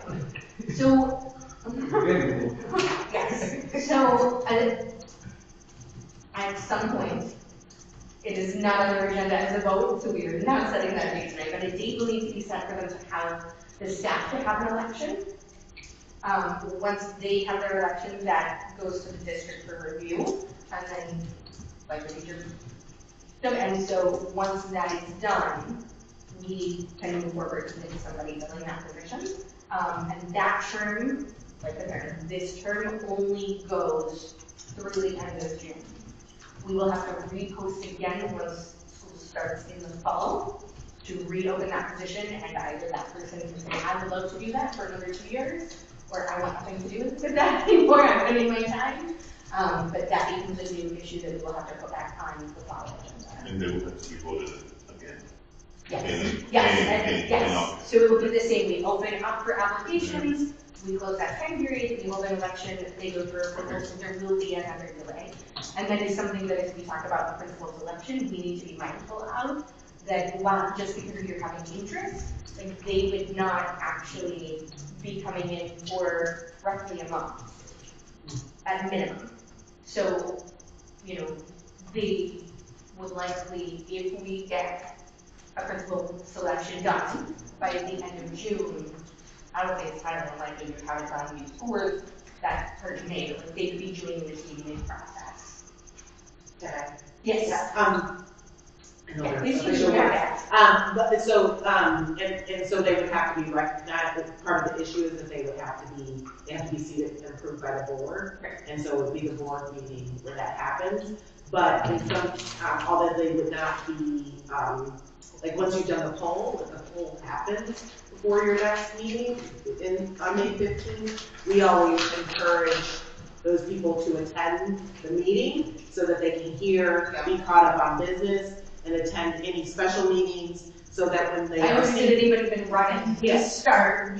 so when they're seated by the board, they've already, they've already listened, absorbed, and then they're just jumping in. So if you have a poll before that, they can come to all the meetings, it's just a matter of waiting for the board approval before they can vote. And then do we have to certify the results again like we did with this form to submit to the district? There is a form that you have to submit to the district, but I don't know that it's like the certification. Okay, we'll follow because we need to make sure that we have everything submitted before that board meeting, because if we miss that deadline, it gets bumped to the next meeting, and so we have just gotten in our own way. I think we, we need the applicants first. And like I said, like, so people sometimes are hesitant to come forward to do things until they find out, like, there is an urgent need, and then it's I can help. So the safe response have gotten out to that. We started outreach.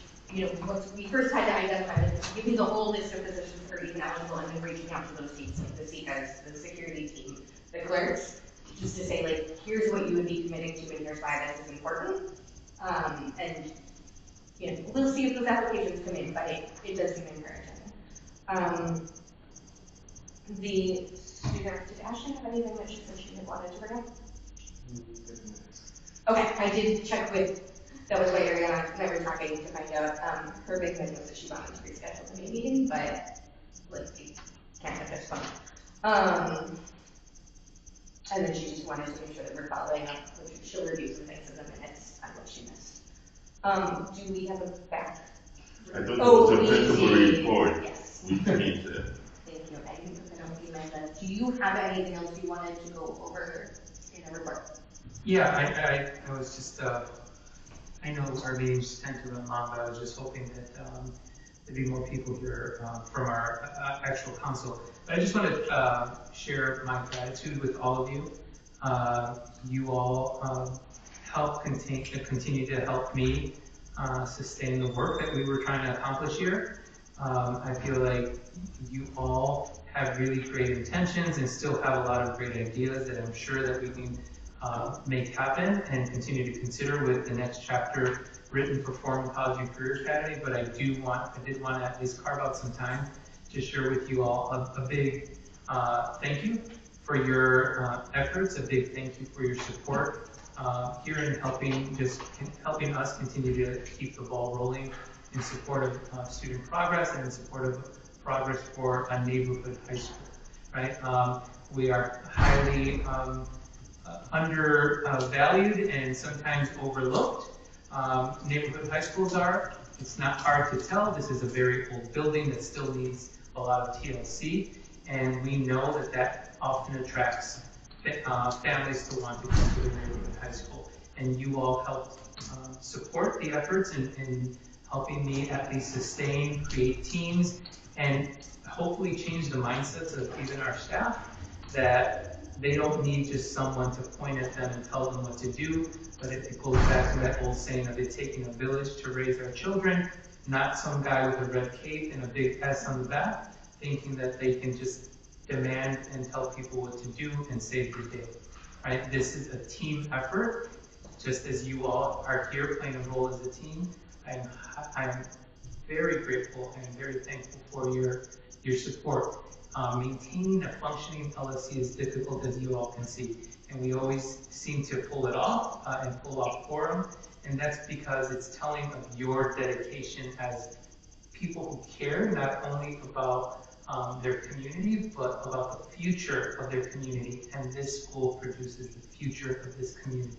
And I couldn't have done it without you, so I thank you for your support.